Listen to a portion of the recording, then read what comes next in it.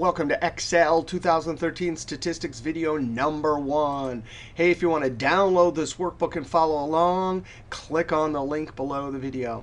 Hey, this is the first video in my Excel 2013 Statistics class at Highline Community College.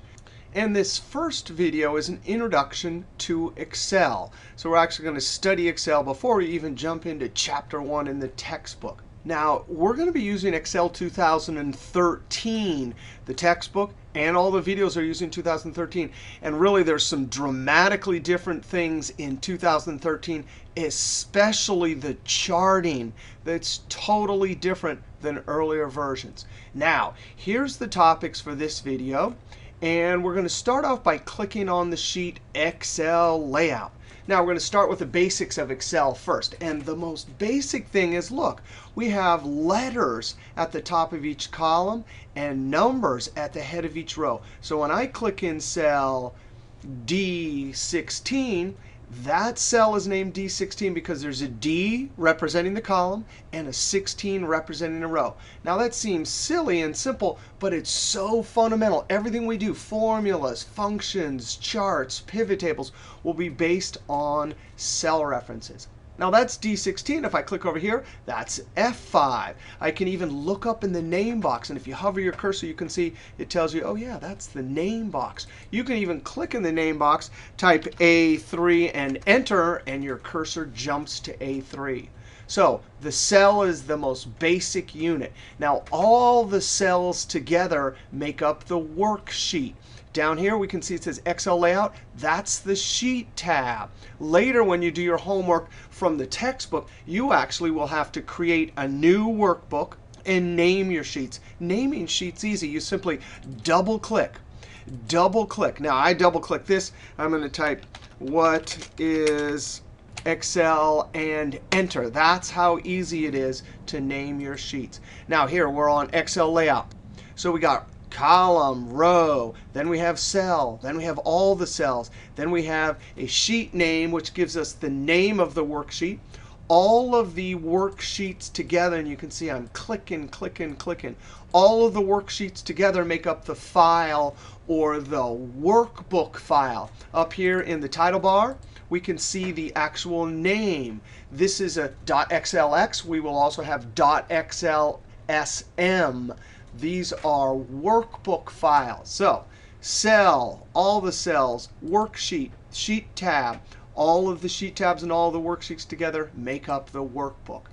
Now, let's talk a little bit about navigating. There's a horizontal scroll bar. You can click or arrow over with your little scroll arrow, drag horizontally back. There's also a vertical scroll bar. Click and drag. If you have the cell D16 selected, or whatever cell, if you use the wheel on your mouse, you can scroll down. I'm using the wheel to scroll up and down. Now, in the workbook files for each chapter, there's going to be many, sometimes 20, 30, 40, 50 sheets. So we need to talk about navigating through these sheets. Now, one way is to use the arrow. And if you're familiar with Excel, there used to be an arrow here with a line that says jump all the way to the end. That's gone. So we need to talk about this. Now, watch this. The sheet Excel Layout is selected. But if I use the arrow, it just moves the sheet. It actually doesn't move the active sheet. Now I can click the other direction, right? You could see the sheet is still selected. So I want to look at something different. There's a keyboard control, page down or page up. So I'm going to hold control, and the page down, page up are right by the home and end above the arrow keys. All of those keys are going to be very important in this class because we're going to be dealing with a lot of data. Now I'm going to hold control and page down. And now look what happens. I not only move the sheets, but the active sheet moves. And watch this. See, enter data. Now when I control page down, oh, now it shows me more sheets exposed underneath. Now I can go the other direction. Control page up.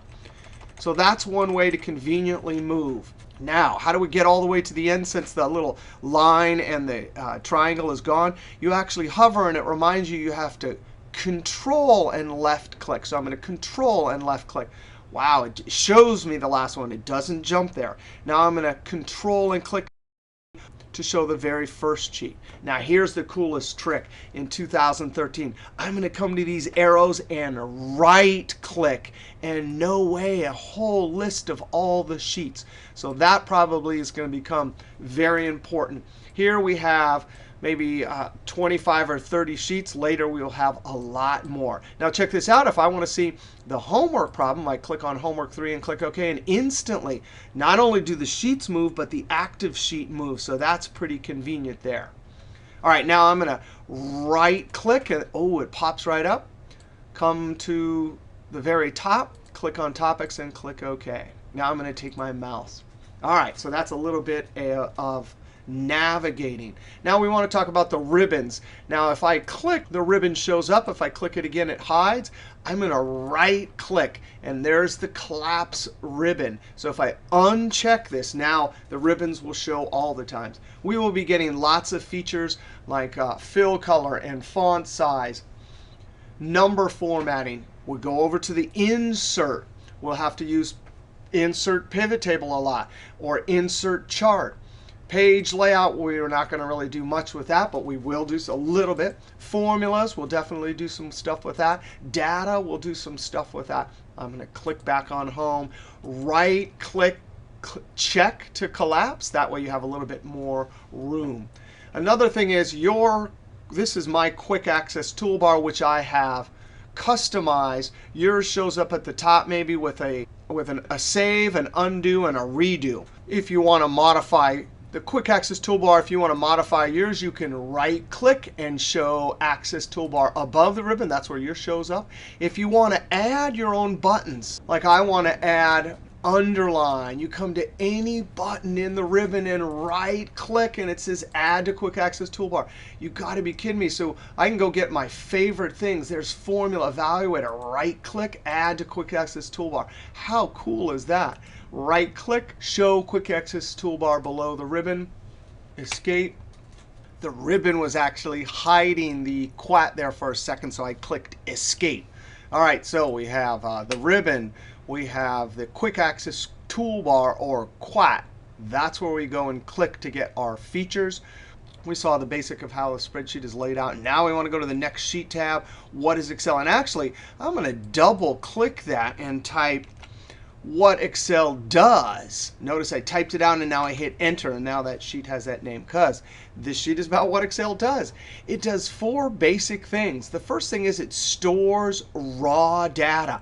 Now this data set is world famous. All raw data that is analyzed is stored in this form. Field names at the top, or column header names. They just say, hey, the date has to go in this column, sales has to go in this column, sales rep in this column. And then we have individual transactions or records or observations in rows. We'll talk more about this proper data set in a little bit, but we store raw data in Excel. And what do we do once we have the raw data? Well, the 2 main things that Excel does is make calculations and perform data analysis. Now, calculations, and we'll see how to do formulas later in this video. We can do something like a formula with the sum function to add a column. We can use the average to calculate the average, or as we'll learn in this class, the mean. We can even use multiple functions together to calculate max and min, to calculate the range. Now, those are just built-in functions. Just in a couple minutes in this video, I'll show you all sorts of other formulas that make calculations. So calculations is one of the main things we do in Excel. The other thing is data analysis. Now, data analysis, statistical analysis, financial analysis, they're all doing one basic thing: converting raw data into useful information for decision making. Here's the raw data. One thing we can use is we can use the pivot table feature to quickly go from a column filled with sales rep and then get an individual listing of each unique name, the sales rep, and the total from raw data into useful information. How is this useful information? Because now we can compare. If the hurdle was $45,000 for getting a bonus, we can clearly see that only Joe got the bonus. Another way we can go from raw data to useful information for decision making is using a formula. Here we had to type these unique dates out, but we look through this column, then summarize the sales based on the date. Here we used the SUMIFS function. We also can do things like data visualization, not only with conditional formatting, making a cell chart. Obviously, the longest yellow bar indicates the biggest number. Or we can make charts. Now here, sales rep, we can clearly say 1, 2, 3. We're visually articulating quantitative data. That means the numbers here, and we can quickly see that the green one is the biggest. All of these things here, pivot table, charts, formulas, going from raw data, creating useful information. Now, we'll see how to do all the basics of these things in this video. But next, we need to talk about data types. Because get it, we're going to start by talking about raw data. Then we're going to look at formulas, pivot tables, and charts. But if we don't know all the characteristics of our raw data before we start, then we get into trouble. So let's go over to the sheet, data types. Here are the data types that we're going to see in Excel. Text, numbers, logical values, truths and falses, errors, and empty cell isn't really a data type, but it is going to be important to understand empty cells because they will have an effect on formulas, pivot tables, charts. Now, let's just do an example. I'm going to type a word, right? Because the first data type is text. I'm going to type Excel. Now, I'm going to use the Enter key to put this in and push my cursor down. But watch which direction text is aligned. It is to the left, always to the left. Numbers, I'm going to type 43, and watch this. I'm going to hit Enter. 43. Whoa, it's aligned to the right. That's the default behavior. By the way, I have my speak cells on Enter. I should turn them off. Immediately when you put something in Excel and it is aligned, the default to the left, you know it's text. Immediately when it's aligned by default to the right, you know that it is a number. Hey, what about Boolean values? That's the fancy word for truths or falses or logicals. Notice I didn't capitalize, but when I hit Enter, always logical values, truths and falses, will be capitalized and center. Here's another type of data. It's not really a type of data, but it is something in a cell that will affect formulas and pivot tables. If we do a formula like 1 divided by 0, hey, we're going to get an error because we're not allowed to divide by 0, or it's undefined. That's an error. Empty cell, it's just there's nothing in it. Now, stats are fun. It's definitely aligned to the left. 450, aligned to the right. False, notice I didn't capitalize, always centered in the middle. Equals a number plus a text. You can't do that. How do you add the letters S, A, T? That should be stats. How do you add these letters to this number here? It's not possible in math, so you get a value error.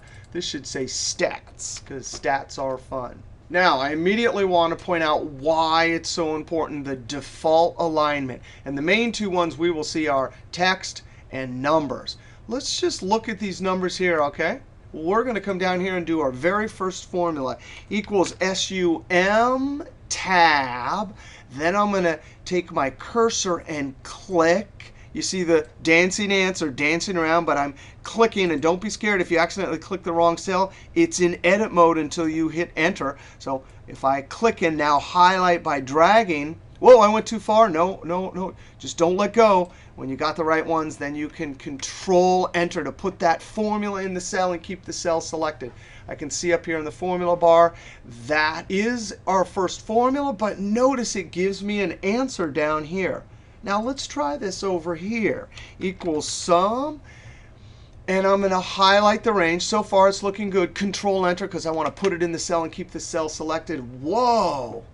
Look at that, 0. I could see the formula up there. Why?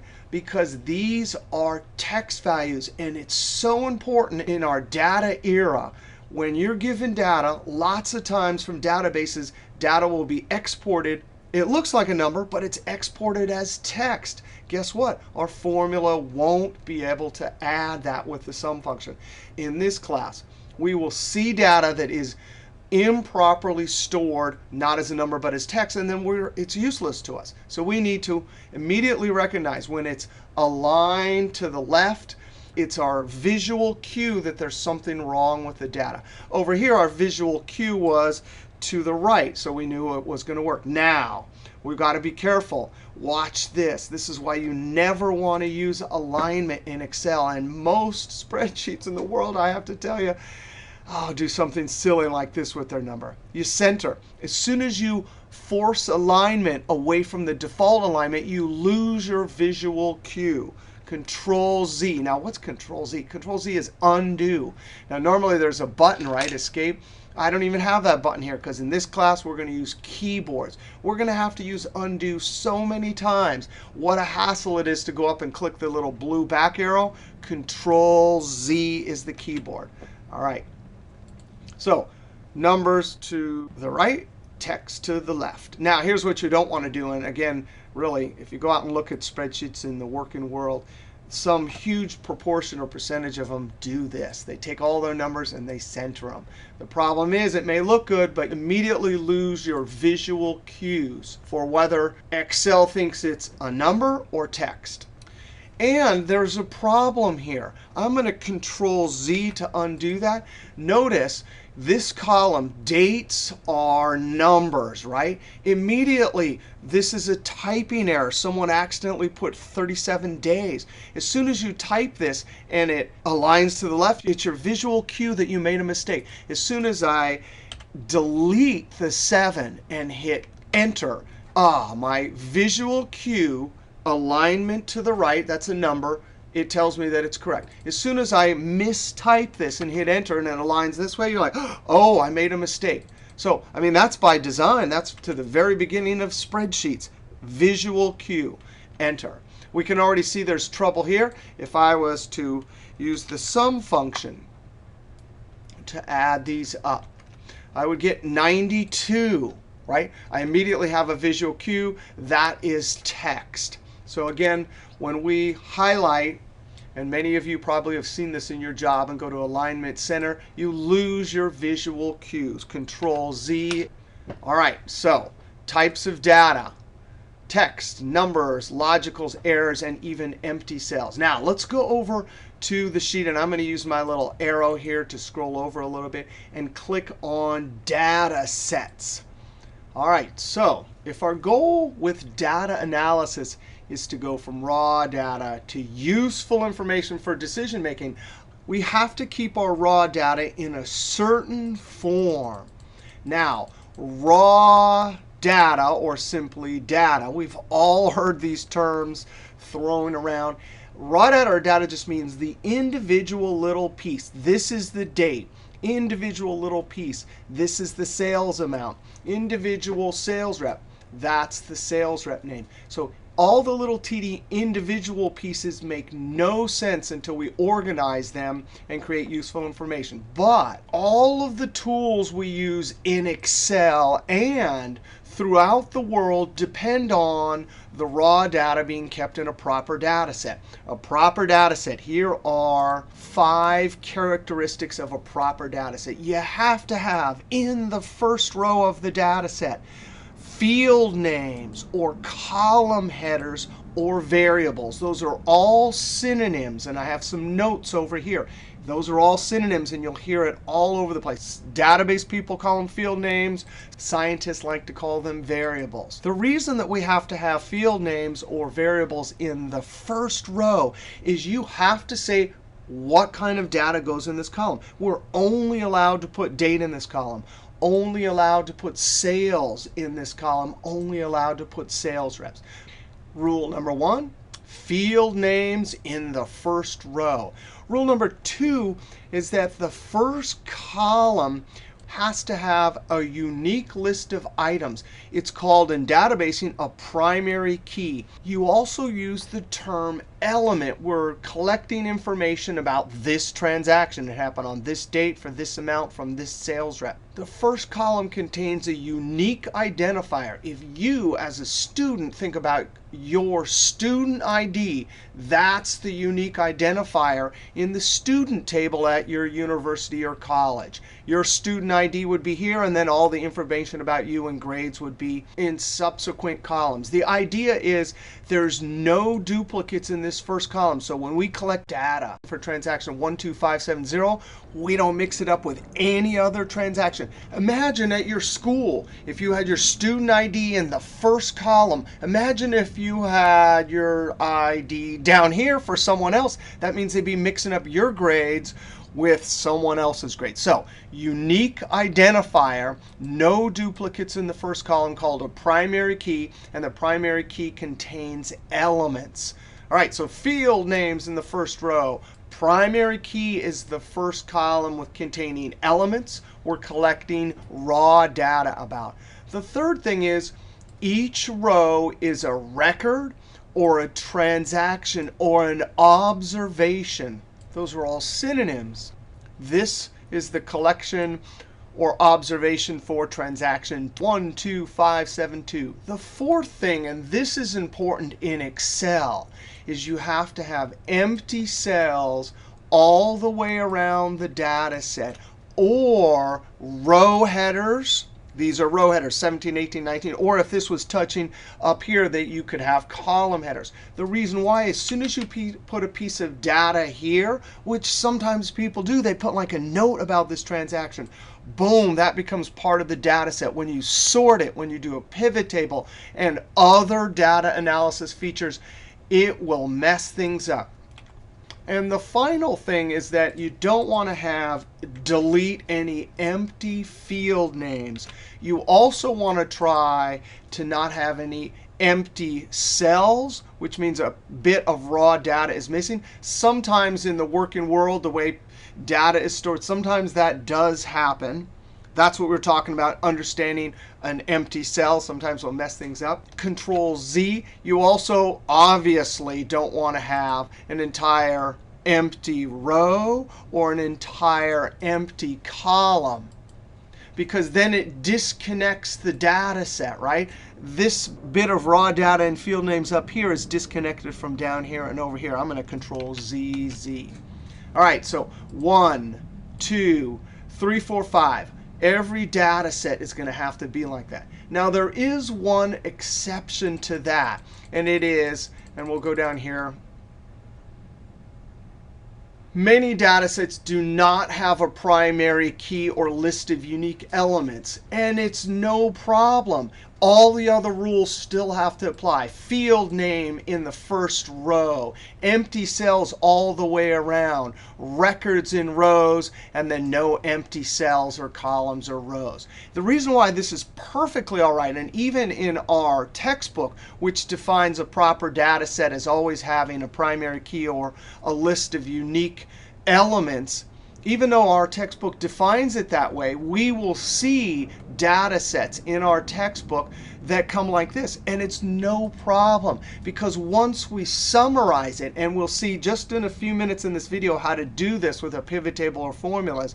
Once we do that and get a unique list from here, boom, of our products, and then add them all up, boom, to get our useful information, this becomes a proper data set. So that second rule about primary key and unique list of elements is not always true. But the rest of them have to be true in order to perform pivot tables, sorting, and other data analysis features. All right, now, here's our second example. Does it meet all of the rules for our proper data set? You bet. Field names in the first row. Looks like there's a unique list of elements. Records in rows. No empty cells. Boom. Here we have stock names. There's the date. There's the number of employees, the net incomes, and earnings per shares on that particular date. A third example. Oh, here's our student ID, right? Here's the class, the quarter. Here's the testing information. So this would look like my grade book, right? If I'm not going to mix up your grades, I better have a unique identifier, either your name or student ID. So proper data set, proper data set, proper data set, and even our example right here. This is a proper data set for using our data analysis features, but it doesn't have a primary key or unique identifier. Now we want to go over to the next sheet and talk about entering data. So I'm going to click on entering data. Now I have two simple problems like you might see in the textbook or on the test. And we have to figure out what is going to be required when you enter the data in the worksheet and complete the problem doing your calculations or whatever. Let's read this first one. Problem 12. If the grades for the class were these, what was the class average or mean? All right, so the very first thing is I'm going to label everything properly. Problem number 12. I like to do formatting. I'm actually going to right click and uncollapse this. So we could go, I have built my quat here for all of my favorite buttons, but just in case you don't have that there, I'm going to use the features up here. So we can, I'm going to add some yellow and I'm going to add an all border. All right, now this looks like a data set. So I'm going to say grades. And I'm going to format this. I'm going to use some dark blue. And I'll show you two methods or techniques for formatting. I like to add color and stuff like that. That, guess what? That's the field name or variable or column header. And now I enter the raw data. 2.9, enter. 3.2, enter. 1.9, enter. 3.8, enter. Now I don't even remember. 2.5, 2.5, enter. Now this row is too tall, so I'm going to point between 17 and 18 and double click. All right, now I'm going to add some borders here. And guess what? That's a proper data set. Now here we're not going to use pivot tables or anything like that that are dependent on that. But guess what? Now when you come and look at this, you know exactly what these are. Now, our goal was to calculate the average. So you have to put a label. And I'm going to, in parentheses, say mean, because when we get to chapter 3, we'll learn that what we learned in grammar school as an average in statistics is called a mean. And what is it? We add them all up and divide by the count. Well, luckily, we don't have to do it longhand. We can do a formula. Equal sign starts any formula. And then I'm going to type AVER. And when I see average selected in blue, I hit tab. I'm simply going to, with my mouse, click on the first one. And there's my dance and drag until I get the right number of cells. And then Control Enter. Now, I want to definitely add some formatting. And I got to show you a cool trick. I already did font white, fill, blue, and border around this. So I'm going to right click. Oh, the mini toolbar has fill and font color and border. That's pretty cool. But it also has the paintbrush, which is copy the formatting only. So boop, I click it. Notice I'm not clicking, but look at my cursor. It's a thick white cursor with a black shadow with a little paintbrush. Now be careful. Wherever you click, boom, that applies the formatting. Now, I'm going to very carefully, in every spreadsheet I ever make and show you in the video, and cells I expect on a test to be have a formula, I'm always going to add some formatting. And I'm going to go down to more colors. And in the standard color, there's custom and standard. I'm going to select the old accounting spreadsheet before there were spreadsheets, paper green, and click OK. So anytime you see a cell like that, it means that that's a formula. Now, even out in the working world, sometimes this is handy because notice this is raw data. I didn't add any formatting there. I put my field names or my labels in this formatting here, and I clearly delineate. Because when I'm over here, if there wasn't any green there, I don't know if it was typed in or a formula. So I'm using formatting to help me to understand, yes, that's a formula. Yes, this is raw data. Now, when I highlight this and I want to copy it, I'm going to use keyboards, Control-C. You can right-click or come up here if you want, but Control-C to copy. Now, when you copy, that's copying the content. There's some text there. There's some numbers here. There's a formula. There's fill. There's font color. So when I come down here and Control-V is the keyboard for paste, whoa, it actually pasted everything. Now, I'm going to show you another cool trick. Home, over here to the editing, there's an eraser. And you can erase just the formatting. I'm going to click on this. All would remove everything, the content and formatting. I'm just going to remove the formatting because I got to show you two schools of thought on formatting. Now, Control-B or bold. Either Control-B or bold up here. And I'm going to make this the minimal school of formatting. I am going to add a color there. This is kind of the minimal school of formatting. And if you're out there in the work and roll, you'll see that people do formatting like this a little bit more elaborate. But the minimal school says, hey, why do you think they invented those gray lines? I don't need to add a border. Why do you think we have bold? I don't need to add all this color. So this would be like the minimal formatting. That's the kind of formatting I'm going to do. Now we'll talk about Excel's golden rule here, because here it is. If a formula input can change, put it into a cell and refer to it in a formula with a cell reference. Now what does that mean? That's what this is right here. Notice I'm referring to the raw data. These are called formula inputs with a cell reference. Now, this is a range of cells that says A21 to A25. That is the reason I do that. And the original idea for spreadsheets from Bricklin and Frankston back in 1979 VisiCalc was if you mistyped your data, this wasn't 2.9, it was actually 2.7. Now watch this before I hit enter. Watch over here. Boom. Instantly everything updates. Why? Because we did a formula with cell references that pointed to the raw data. Now I'm going to Control Z. All right, so that's the first part of Excel's golden rule. The second part, and we haven't seen this yet, is if the data will not change like 24 hours in a day or 12 months in a year, you can type that into a formula, and we'll see that later in this class. And part of the golden rule, always label your formula inputs. And that's what we did. We either used some elaborate formatting or the minimal formatting. We're also following the rule of formatting the cells with our formula. Now, problem number 13, if the total cars sold for the month was 75 and 15 Fords were sold, what proportion of the cars sold were Fords? Well, the first thing is I want to put my problem number, but I got to show you a great trick. Control C, remember it copies content and formatting. Control V, and I'm going to hit the F2 key to put it in edit mode. F2 always puts in edit mode and keeps the cursor at the end. And watch this, backspace 3. So even if I put it in edit mode and changed a little bit of the text, that'd be probably faster than typing it out and adding all of the formatting.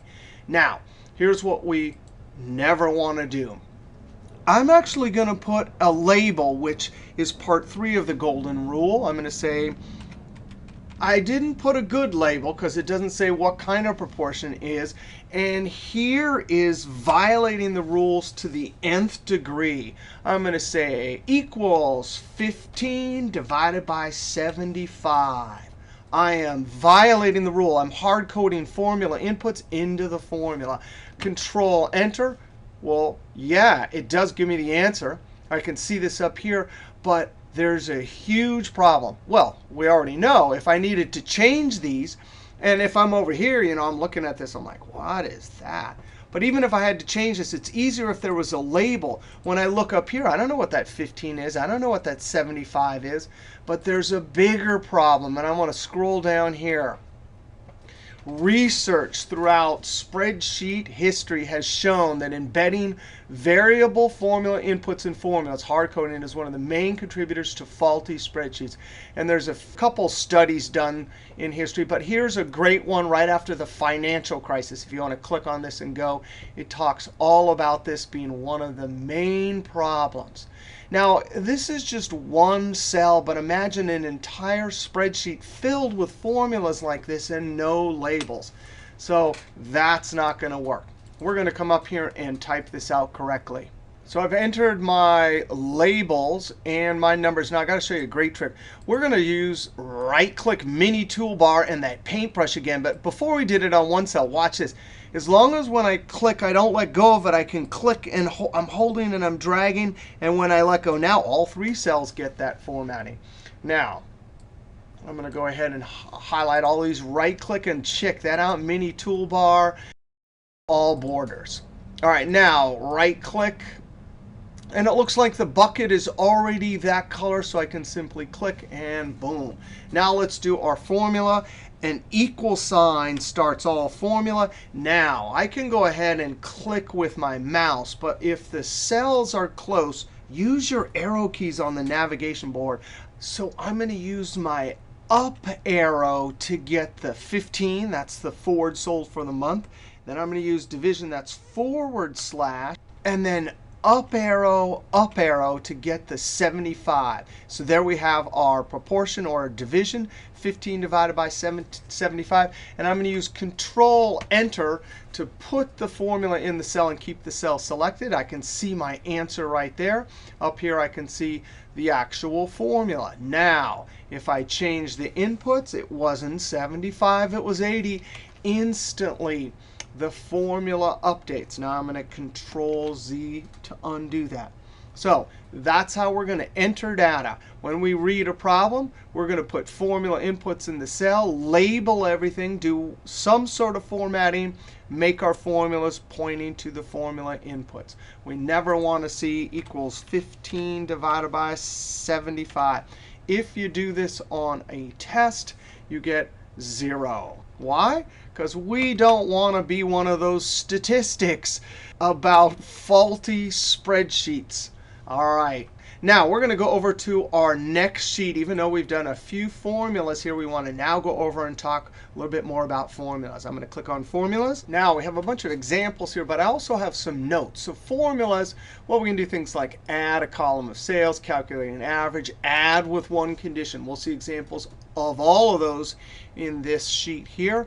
Here's a list of the different things that can go into a formula. And we'll see an example of all of these on this spreadsheet here. But of course, we start with equal signs. We can have cell references in formulas, math operators, numbers if the number won't change, like 12 months, built-in functions like sum, average, sum ifs, comparative operators like greater than or less than, even the join symbol, and sometimes we have text. All right, that's just a list. So you can come back and refer to this later. Here's the order of operations, or our math operations. You should already know the math order operation from the math prereq for this class. Parentheses, exponents are carets, multiplication, division, plus, and subtraction. Here's our comparative operators, and we will see comparative operators throughout our class. There's the join symbol. Here's the full list of how Excel calculates formulas. The full list is here for you as a reference. As we run through our examples, we will see examples of all of this. All right, now let's go scroll to the top of the sheet. I'm actually in the E column, so I use my horizontal bar. And we want to use this as our first transaction data set. And we're going to see about 15 examples of formulas. Now, the first one here is we want to add this column of sales. Now, we typed it out before equals SUM, but I got to show you two things. One is adding a column is the most common calculation in Excel. So what do you think they have? Right up here is a button. Now, we're never going to use this button. And actually, that's sigma. That comes from statistics. That means to add them all up. But I want you to notice something. When you hover your cursor over this sigma auto sum button, notice that in the screen tip it says Alt equals. Alt equals is the keyboard for the auto sum. Of the 450 functions in Excel, only one has a keyboard, the sum function. So let's try it. Alt equals. And sure enough, it puts it right in. Number 1, number 2. This thing right here is called a screen tip. And as we use more and more functions throughout this class, especially the statistical ones, the screen tips will help us complete our formula. Now, sum and average and max and min, those are known as aggregate functions because they calculate a single number from a bunch of numbers. Now, number 1, number 2, that's very common. That means you could put as many arguments. You could actually highlight this column and then another column over here, and it would add them. But for us, we're simply going to take our mouse, click in the first one, drag. When we see our dancing ants going around the correct range, then we hit Enter. And sure enough, that will work. Now, the sum function, it's awesome. Notice here I have another formula, and I'm going to hit F2 to put this in edit mode. You never want to do a formula like this. If you do a formula like this on the test, it's not correct. And the reason why? Well, there's two reasons. One is, obviously, that took a long time to create plus, plus, plus, plus, plus. But the second thing is this. Many times in spreadsheets, people will come, point to the row 5, right-click, insert, and add a new record. So I'm going to put like 50,000 here, or whatever that is. Watch these two formulas. When I hit enter, only one of them updates. F2, only the one with the range. G2 colon G11. It actually isn't G2 to G11. It's whatever the first one you highlighted to the last one. So that way, when it was looking at G10, as soon as we inserted a new row, it knew to push it down. Whereas this formula, F2, never going to pick up that extra inserted row. Now I'm going to escape and Control Z to get rid of the number and Control Z to get rid of that inserted row. Now let's look at the average. Now the average, as we'll learn, is called the mean. Add them all up, divide by the count. Now there's no keyboard, so we're going to type equals AV. And check this out. As soon as you type in E, those are all the alphabetical listings of the built-in functions. ABS is for absolute value. I'm going to type a V. Oh, we get a bunch of average. And we will actually see some of these different averages in this class. But I'm going to type ER. And now, when the function I want is highlighted in blue, I can simply hit Tab. And now in number 1, number 2, it's an aggregate function. It means it's going to look at a bunch of numbers and then make a single answer calculation. Enter.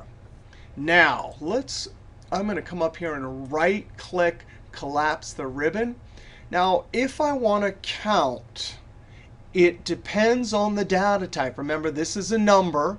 This is text. If I'm only given text, which some of the data sets in our class will only be text, you can't use the count function. And in fact, let's click in cell F11 and type equals COU. And check this out. There's all sorts of counting functions. I'm going to type in N, and now we get just to the count functions. And we want to learn something really important about this drop-down list. It always will give us, when you select either with your mouse or your arrow key, it will select the function in blue, and it will give you a screen tip that gives you a hint at what this does. Counts the number of cells in the range that contain numbers. Down arrow, counts the number of cells in the range that are not empty. Now that's important. It really is not empty. Count will count numbers or text. But this is the function we use when we're counting text. Another function, count blank, counts the number of empty cells in a specific range. When would you ever want that? Well, remember we talked about raw data. You might want to count how many missing bits of information there are. Down arrow, count if, and count ifs. We'll see lots of uses for count ifs and count ifs. This counts the number of cells specified by a given set of conditions or criteria. I'm going to up arrow, and I'm going to use count here because I'm going to count the non-empty cells. I want to count how many names there are in this, and Control Enter. That is 9. Now let's try down here equals count, and I'm going to try the count. Notice it says counts numbers. Tab. What if I were to highlight text? It's not going to work. It gives you 0. Now I want to use this opportunity to show you how to edit a formula. Don't hit delete and start over. I mean, you could do that, but watch this. F2. As soon as you put an F2, the cursor's at the end.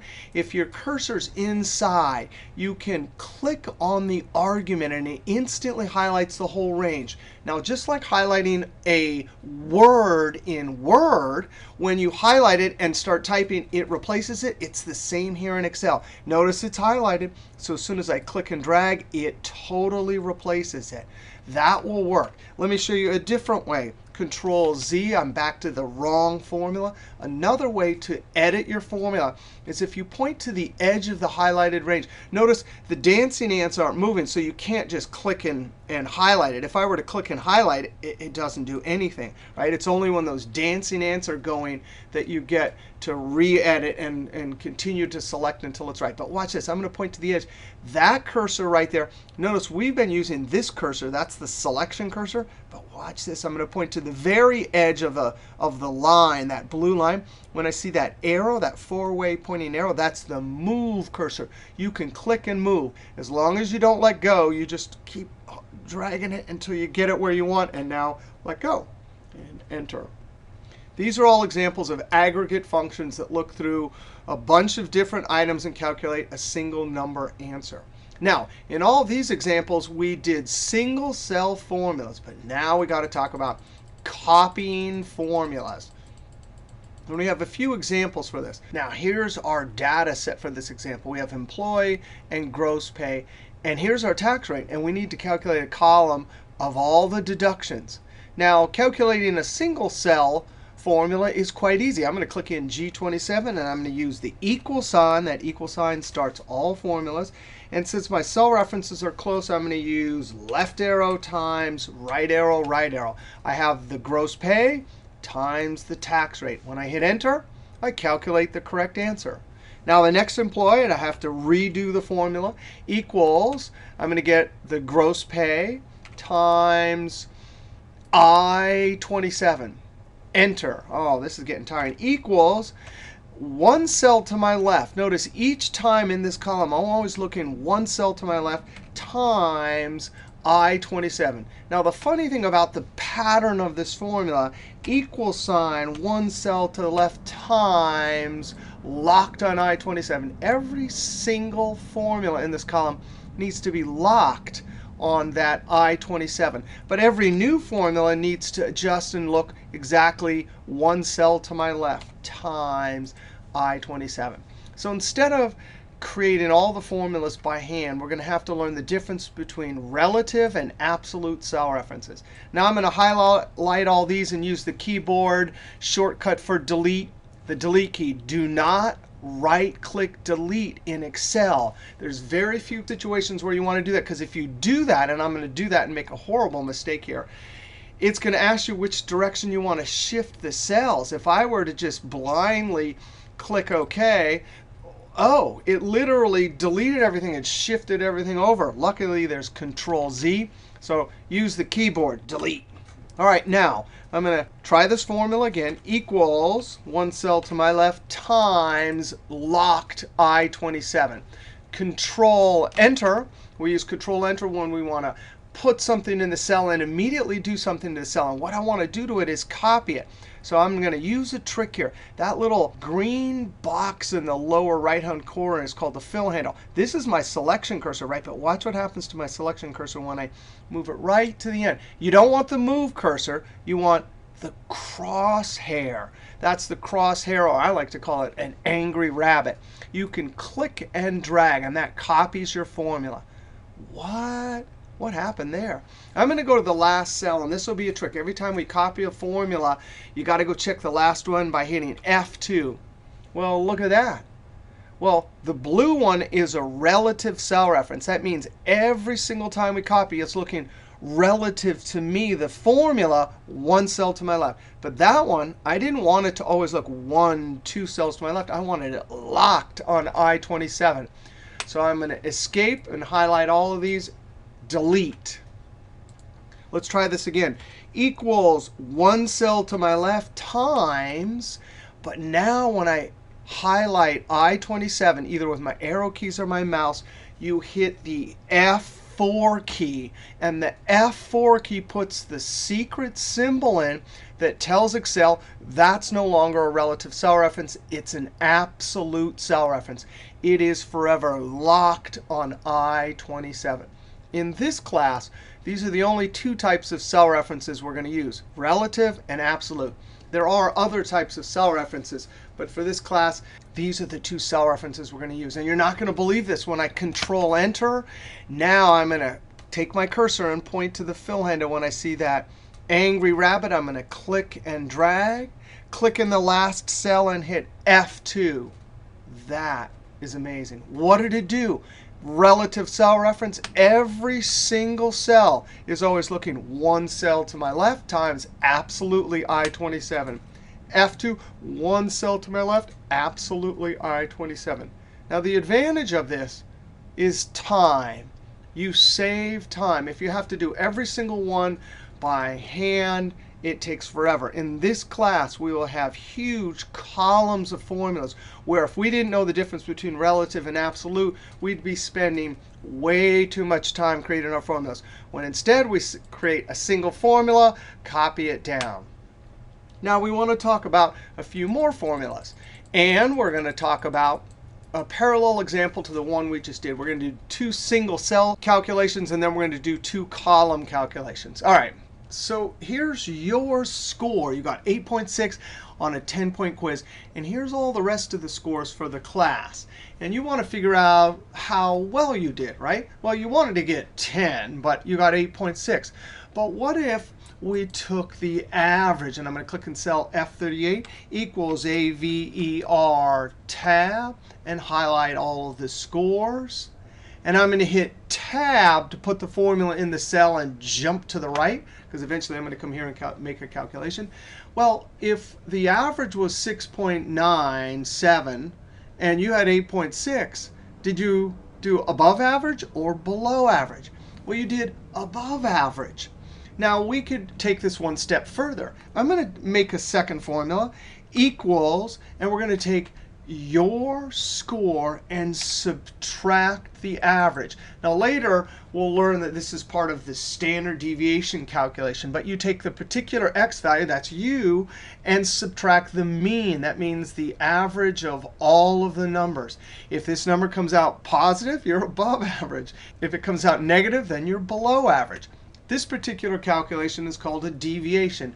From the average or the mean, how far are you above or below? Well, you got 1.6. You're way above, right? Now, in that calculation for standard deviation, we have to get a little tricky here. And I want to illustrate not the concept, because we'll talk about standard deviation later, but just making formulas and the different things that can go into formulas. So if our goal is to square, remember we have to use Shift 6, that's a caret, and do a 2.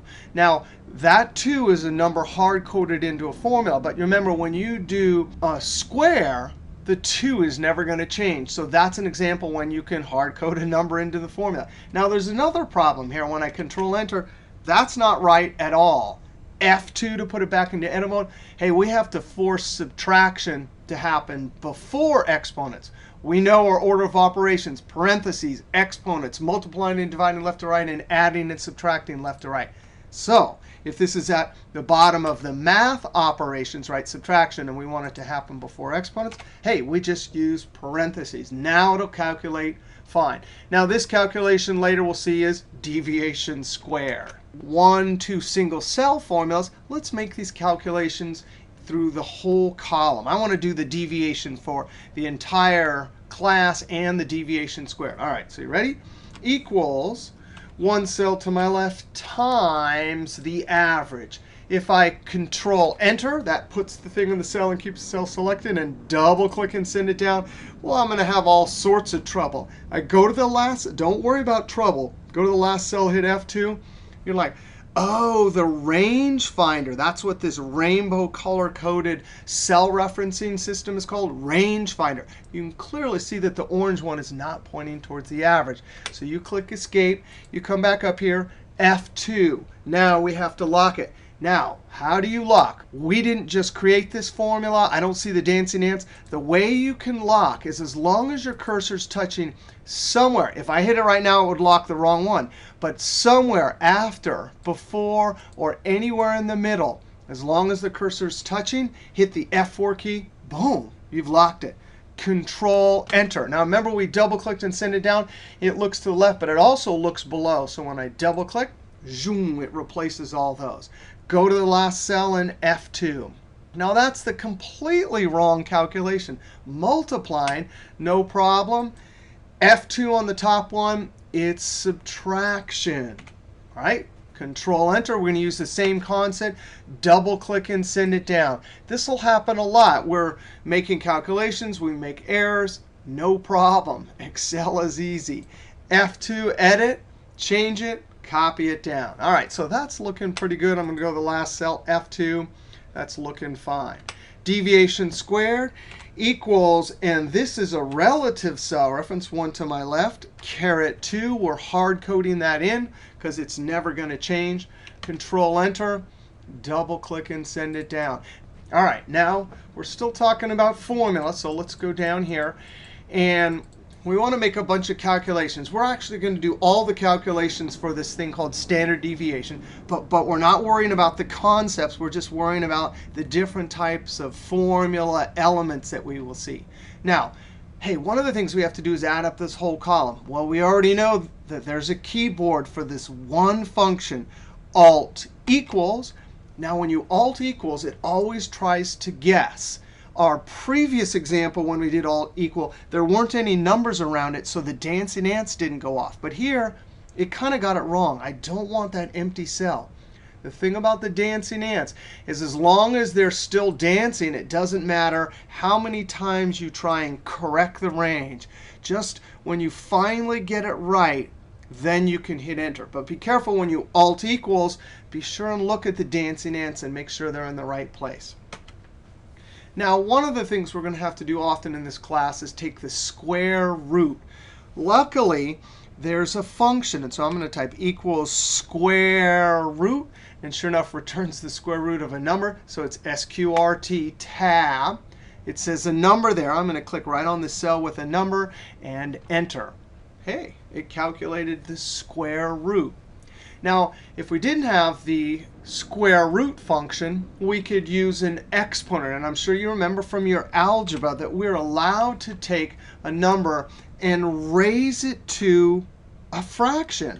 Now, for this particular example, we use the square root. But later in Chapter 3, we'll do geometric mean. And we're going to use exponents that are fraction, taking the second root, third root, fifth root, sixth root, etc. So in this case, we're going to have to build a formula like this. If I hit Control-Enter, that's not right. And why? F2. Because the order of operations is going to do exponents before the division left to right, right? So I'm going to come over here and put parentheses to force that fraction. Now, why are we typing the fraction in? Because those numbers are not going to change. The square root is always fraction 1/2. And there we go. We get the same answer. Next, we need to count. And I'm counting numbers, so I'm going to use the count function. Any one of these columns will do. I'm going to highlight this column and Enter. So we get a count of 13.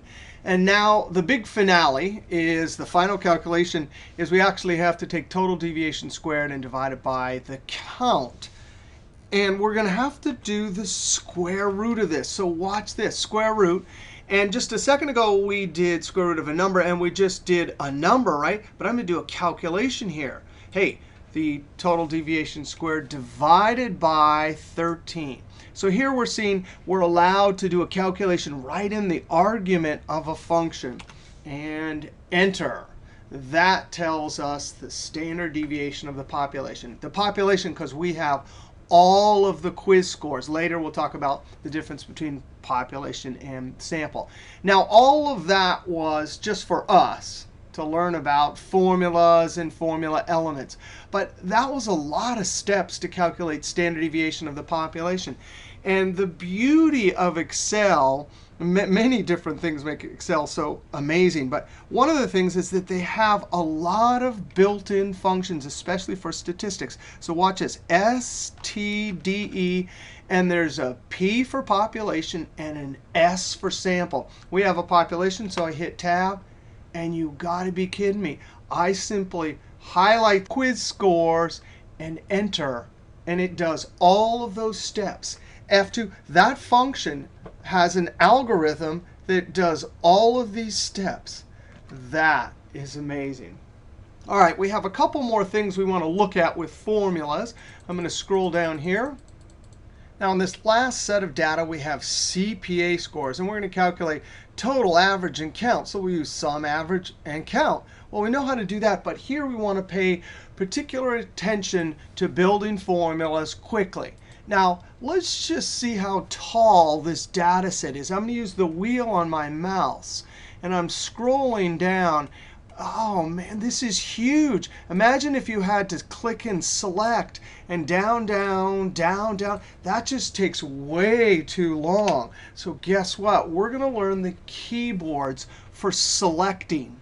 Now, let's just click in the top cell. And the first keyboard we want to learn is how to jump to the bottom of the data set. So you ready? Control down arrow. Now, how did it know to stop there? It knew because it kept going. And the first empty cell it saw, it knew to stop. Watch this. If I have an empty cell, remember we talked about how empty cells can sometimes mess up your data set? I'm going to Control up arrow to go to the top. If our goal is to go to the very bottom of this data set and there's an empty cell, Control down arrow, well, it looks like we got to the bottom, but we didn't quite because Control arrow, or later Control Shift arrow, only goes until it sees an empty cell. Now I'm going to Control Z to put that back up there, Control up arrow. Now that's going to help us for navigating, but what we really want is to quickly select for formatting and for getting ranges and formulas. So before we see the keyboard, let me click right here. And before I click on the number 41, I'm going to hold Shift. Boom. That's called the bookends. You start with 1. Before you click on the other side of the bookends, you hold Shift. And it works anywhere. Click. Before I click over here, Shift. Boom. It highlights everything. Click right here. Before I click over here, Shift. Boom. So that is awesome for highlighting a big range. You don't have to click and drag. Now we want to combine. It's Control down arrow to jump. But if we hold Shift, Control Shift down arrow. I love that. That highlights all the way down. That would be perfect from formatting. Control up arrow. But now I want to try it inside a formula. Now, this next trick we're going to combine. Alt equals and Control Shift down arrow. Now, I promise you at your work, if you do this and your boss sees, they'll be like, how did you do that?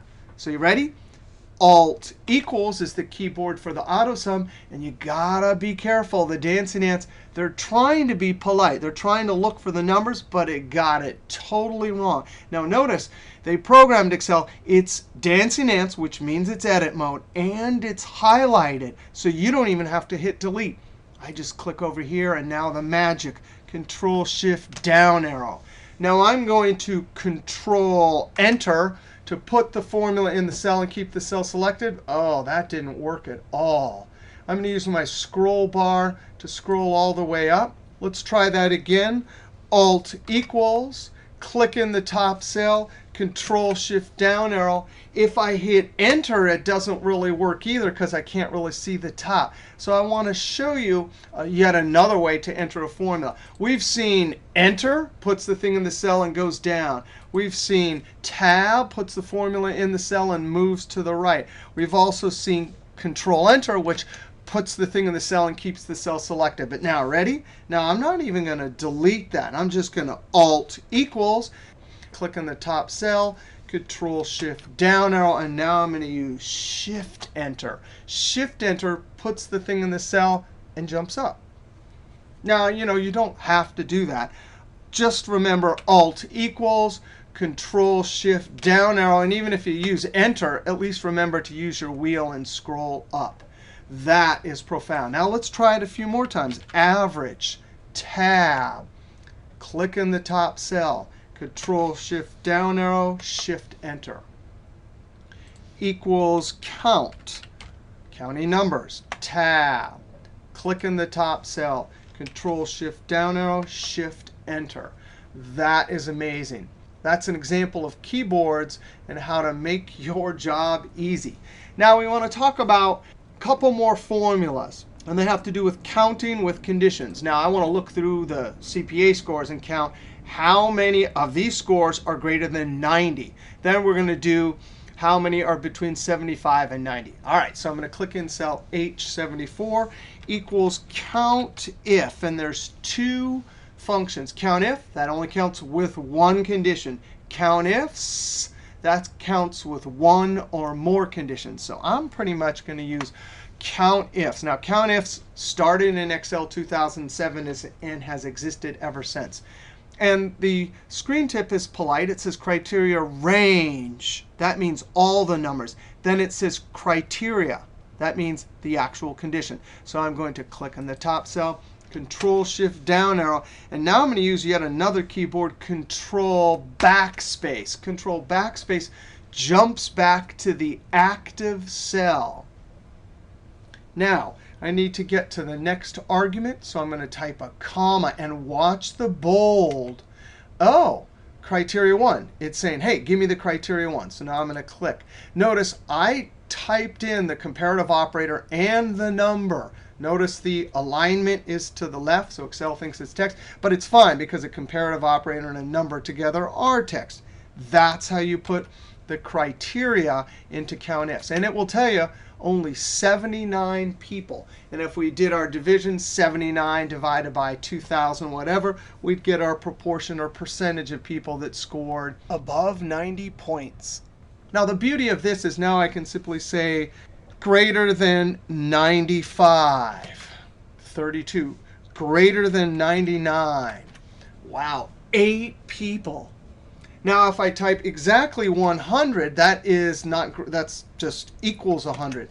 Oh, so there's 8 people. Yes, because greater than 99, there's only one number for our range of scores. Greater than 99, that's 100. All right, I'm going to go back to greater than 90. It's kind of convenient. You could also do less than 90. Most people, right? Or greater than or equal to 90. That means it'll pick up the 90 also. So 89. I didn't notice. If I get rid of the equal sign. Yeah, so there's 10 people that got exactly 90. Now, that's a single condition. Now, let's do 2. And in this class, statistics, we will have many examples throughout the chapters where we're counting between an upper and a lower bound. Oftentimes, you got to be careful. If you have a lower and upper bound, in just a moment, you see we have a lower and upper bound. If we weren't careful about where we put the equal sign, you notice the upper is 10 here, but the lower is 10 for the next category. That means we can't put an equal sign in both places, right? So, and we'll see this throughout the class. Sometimes we'll have the equal sign on the bottom. Sometimes it's on the top. There's other times where you're never going to have a problem because these two numbers are different. But when they're the same, you better be careful with your equal signs. All right, it's 2 conditions. So I'm going to use COUNTIFs. Well, I'm going to be using COUNTIFs all the time anywhere. Arrow, arrow, tab, COUNTIFs. We're actually going to have to put the range in twice. There's criteria range 1, criteria 1. Now, I always remember it says range. That means all of the cells. So I'm going to click in the top cell, Control Shift down arrow, Control backspace. Control backspace jumps back to the active cell. Now, my screen tip is trying to be polite. It's not until I type a comma that the next argument is bold. Now, I click on greater than or equal to 75, comma, criteria range 2. I have to repeat it. Hey, I'm asking 2 questions. I need true and true. The number has to both be greater than or equal to 75 and less than 90. So I'm going to have to enter that criteria range twice. Click in the top cell, Control Shift down arrow, Control backspace, comma, and now I'm going to use my arrow key to get criteria range 2 less than 90. Close parentheses, Control Enter. 412 people were between 75 and 90. Now, our last formula for this sheet here is going to be a formula just like this one, except for 2 things. We're going to have to be able to copy it down an entire column. And check this out. The lower and upper limit for each one of our rows does not have the comparative operator in the cell. Up here, we put the comparative operator and the number in the cell. That's no problem. We can take the lower limit and join a comparative operator inside our formula, and then the upper limit and join the comparative operator right inside our formula. The other thing that's going to be different about this formula is that these formulas we didn't have to copy, but here we're going to have to copy the formula all the way down the column. Now I want to point something out about this label. I created this label here just so when we create a chart, there's a label that is unambiguous. But this label here follows a slightly different convention for comparative operators than we're going to use in our formulas. All this is this is from algebra. That score, that's the variable. It's in the middle. Remember, this is between. We're going to count between an upper and lower. So the score has to be both greater than or equal to 0 and less than 0. But here, the score is in the middle, so that's why the greater than symbol is pointing towards the score here, and the less than symbol is pointing towards the score here. When we do our formula, our comparative operators are always pointing towards the column. Right here, this is a less than. It's pointing towards the column. So when we get greater than or equal to 75, it has to look through here and find numbers that are greater than or equal to 75. For this criteria, it'd have to look through the column and find all the numbers that are less than. And again, this is between criteria or and criteria. Both conditions are going to have to be true. All right, so let's build this awesome formula. Hey, we're going to use countifs. Criteria range 1, we're going to have to use the whole column. So I click on the top cell, Control-Shift-Down arrow. But here we need to lock the cell references. So what do? F4 key, and check that out. F4 key not only jumps back to the active cell, but it puts the dollar signs in to lock the cell reference. We have to lock that because we're copying this down. If we didn't, then that blue box would move as we copy down. We type a comma to get to the next argument. Now, we're going to need greater than or equal to 0, so I type greater than or equal to 0, but that won't work. You have to put the comparative operator in double quotes. Now, this is text inside of a formula. This is the first time we've seen this. And that's not a problem because we saw up here how comparative operator and number, it is considered text, and that's exactly what countifs needs. Now, somehow we have to join that with the lower. So we use Shift 7. That's the join symbol, also known as ampersand. Once we do that, we're allowed to click on the lower number. That's a relative cell reference. So as we copy it down, it'll always move to the new lower. Now check this out. That join symbol means it's going to put both of those things together and create one thing. Watch this. I'm going to click on the screen tip, and I'm going to hit the F9 key to evaluate this and see if that's actually true. Now watch. I'm going to hit F9. Oh, look at that. In double quotes, comparative operator and number, it's exactly what countifs needs for this criteria. Control-Z, do not leave that hard-coded in, because if you copy this down right now, every single lower limit would be 0. Now, the beauty of this construction is now we have the comparative operator in the formula, but that is free to change as we copy down. Now, we need to get to our criteria range 2. We're going to repeat the scores. Click on the top cell, Control-Shift-Down arrow, and F4. Not only does it jump back, but it locks the cell reference, comma. And now we, in double quotes, less than, in double quotes, and join with the upper. That is an amazing formula. Very convenient, because now we can have all of our different upper and lower numbers. Close parentheses. Control-Enter. And watch this. I'm going to point to that little fill handle, and when I see my crosshair, I double-click and send it down. Wow, look at that. I go to the last cell and hit F2. Look at Range Finder. It got the orange one, the lavender one. That's the lower and upper limit. Comparative operators are still perfect, and the blue ranges over here are locked. Control-Enter. We'll see how to create this chart in Chapter 2 in our textbook. Wow, that was a lot about formulas and formula elements. Now, our next topic, we want to go over to data analysis sort. Let's come over here and click our arrows to expose some more sheets. We want to talk about data analysis. Now, we have a few sheets for data analysis. I'm going to click on the sort. Now, data analysis, the essence is, oh yeah, going from raw data and creating useful information for decision making. Now, we're going to look at a few things in a few different tabs for data analysis. I want to click on the Data tab, and I'm going to right-click Uncollapse. And here in the Sort and Filter group, we will use sorting often in this class. We will occasionally use filter. We'll occasionally use text to columns. Now, data, right, that makes sense. Tools that deal with data. The other ribbon that we're going to use a lot for data analysis is over on Insert. We're going to see in the next couple sheet tabs, pivot tables and charting. But we're going to stay over here on the data and first look at sorting. Now, let's scroll down here. Now, sorting is the simplest of all data analysis features. You think we want to organize these smallest to biggest or biggest to smallest? It doesn't seem like data analysis, but it is organizing the raw data in a certain way. If you want to see the biggest one on top and then the next biggest one, boom, that is a simple way of doing data analysis. Now, when you're doing sorting and filtering and pivot tables and all those things, you got to have a proper data set. Remember, empty cells all the way around, field name at the top. Now, we click in a single cell when we do data analysis and use our features up in the ribbon. It doesn't matter if we're going to sort or filter or pivot tables. So I have a single cell, and it doesn't matter which one. Now I'm going to go up to the sort, and I want to see the smallest one on top, so I hit A to Z. Instantly, wow, lots of zeros.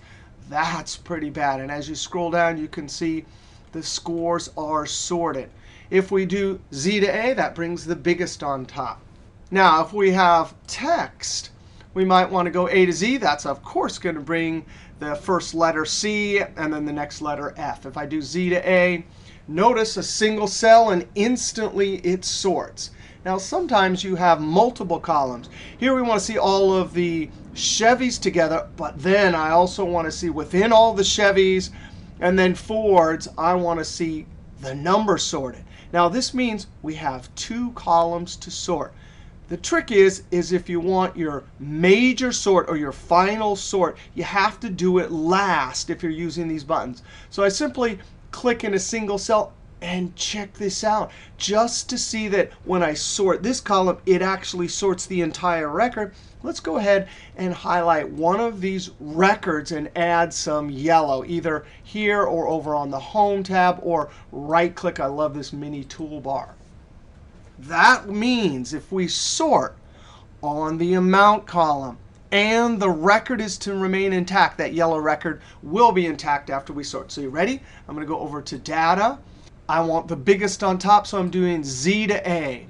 Well, the biggest one's on top, but let's just scroll down. Sure enough, that's pretty amazing. Now, did you see what we did? We clicked in a single cell, and instantly, because we were sure to have empty cells all the way around, field names at the top, it knew how to sort this data set. Now I'm going to come over to this column and sort it a second time. Once the first column is sorted, it remains sorted.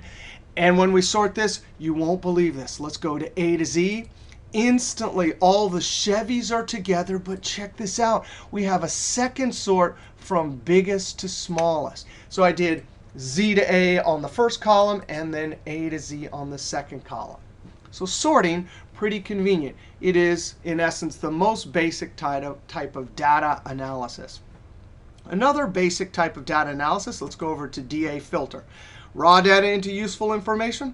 Sometimes we have a big data set, and you're given the task of just looking at some of them. All we want is Lisa E's records only when the sale was greater than 500. Now, I could use sort here, but then I have to go to the middle of the data set and try and find Lisa E and then all the ones that are greater than 500. So check this out. They have a great feature. Wait a second. This is a data analysis feature. Got to check. Do we have field names in the first row? Yes, we do. Do we have empty cells all the way around? Well, I don't know. I better go look. Watch this. I'm going to do a trick. I'm going to control down arrow. Wow, down to the millionth row. Because we got to the bottom, that means there wasn't anything there in that column. Now watch this. I need to get back up, so I'm going to click one cell over because I know there's a column with stuff up there. Control up arrow. That's pretty amazing. So look, wow, over 7,000 records. Control up arrow. All right, so we have a proper data set.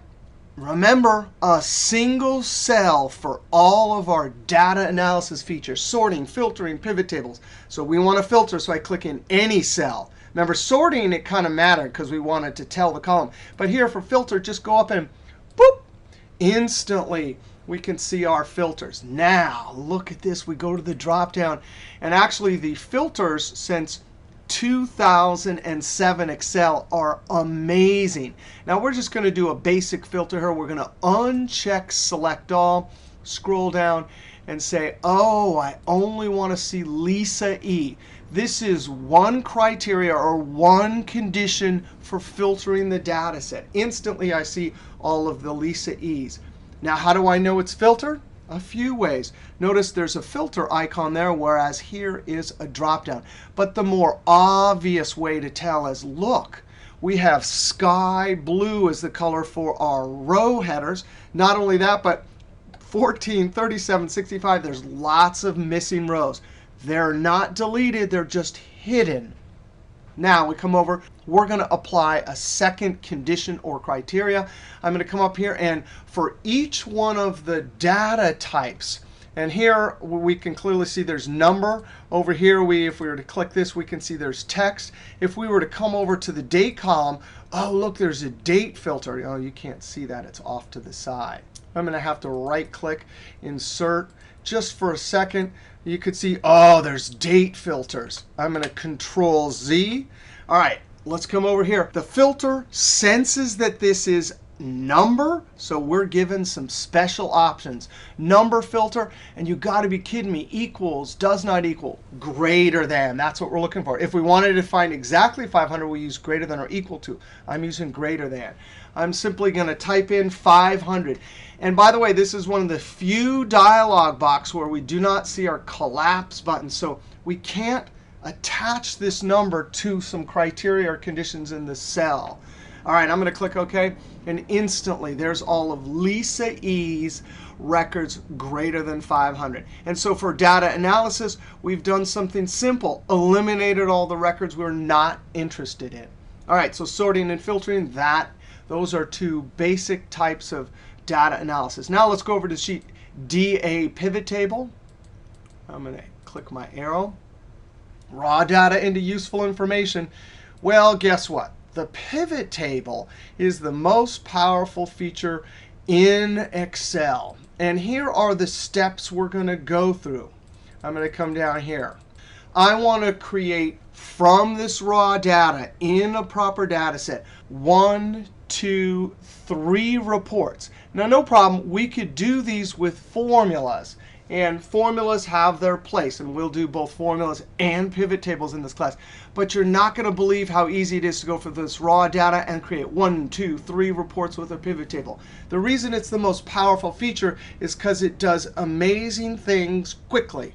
Now let's look at the form of these reports. Because one of the tricks to understanding how a pivot table works is looking at what your end report needs to look like. Well, it looks like we need a total for all the dates. If I click in this top cell and Control down arrow, you see there's only 44 records in this small data set. But what did we do? We had to go through and find all of the 1020s and get all of the numbers and then add them up. So really, we're not adding up all the numbers from this column. We're adding up all the numbers given one condition or criteria. So for here in this cell, I'm adding just the dates for 1020. In this cell, just the dates for 1021. So we're adding with one condition. Not only that, the second thing you want to realize is that this is a row. This is a second row in the report. This is a third row. This is a fourth row. Fourth row. Fifth row. And what sits at the front of each row? The actual criteria. So that criteria or condition says which numbers to add. Let's look at this next report. Same idea. We don't want all the numbers from this column. We want just the numbers for Northwest. So I'd have to go Northwest, Northwest, Northwest. Get all of these numbers somehow, and then add them. Doing that manually, you never do. Doing it with a formula, you can do that, and we'll do that in this class. But doing it with a pivot table is just automatic. All right, so that's a calculation with one condition. Here, add up all the southwest. Here, add up all the west. But remember, this is sitting in a row. The condition or criteria is at the head of the row. Finally, we want to do the same thing for sales rep. Get a unique list of sales rep from this column and add up given one condition. All right, you ready? You're not going to believe this. What's our rule? Proper data set, you got it. Field names at the top, empty cells all the way around, records in rows. Now click in any single cell.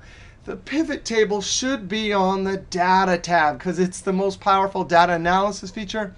But Microsoft put it on the Insert Pivot Table. So I'm going to click boop.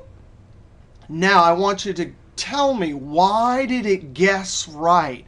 It guessed right because, yep, I heard it. Yeah, it's a proper data set, and there's empty cells all the way around. So it got that step right. The only thing to this dialog box you need to worry about is, where do you want to put it? On a new sheet? I'm going to put it for this first example here on an existing sheet. Click in location. There's that collapse button. That means you can attach this text box to the cell. So I'm going to click on the title bar.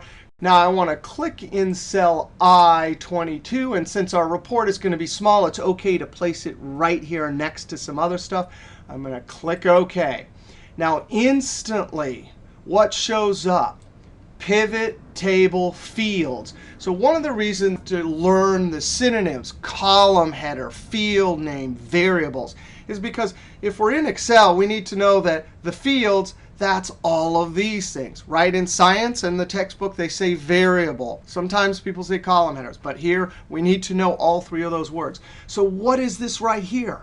This is a field list. We have all of our fields.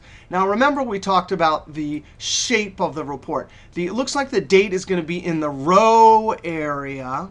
And it looks like the sales, that came from this column, the sales are going to be down in the values area. And they have that little symbol, sigma. Now pivot tables do not only add.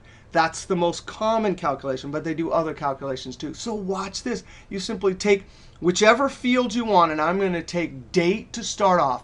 And just by clicking and dragging, now notice it says no, no, no with that icon. No, no, no, but right, oh, I could drop it in the filter. I could drop it in the column. I could drop it in the values.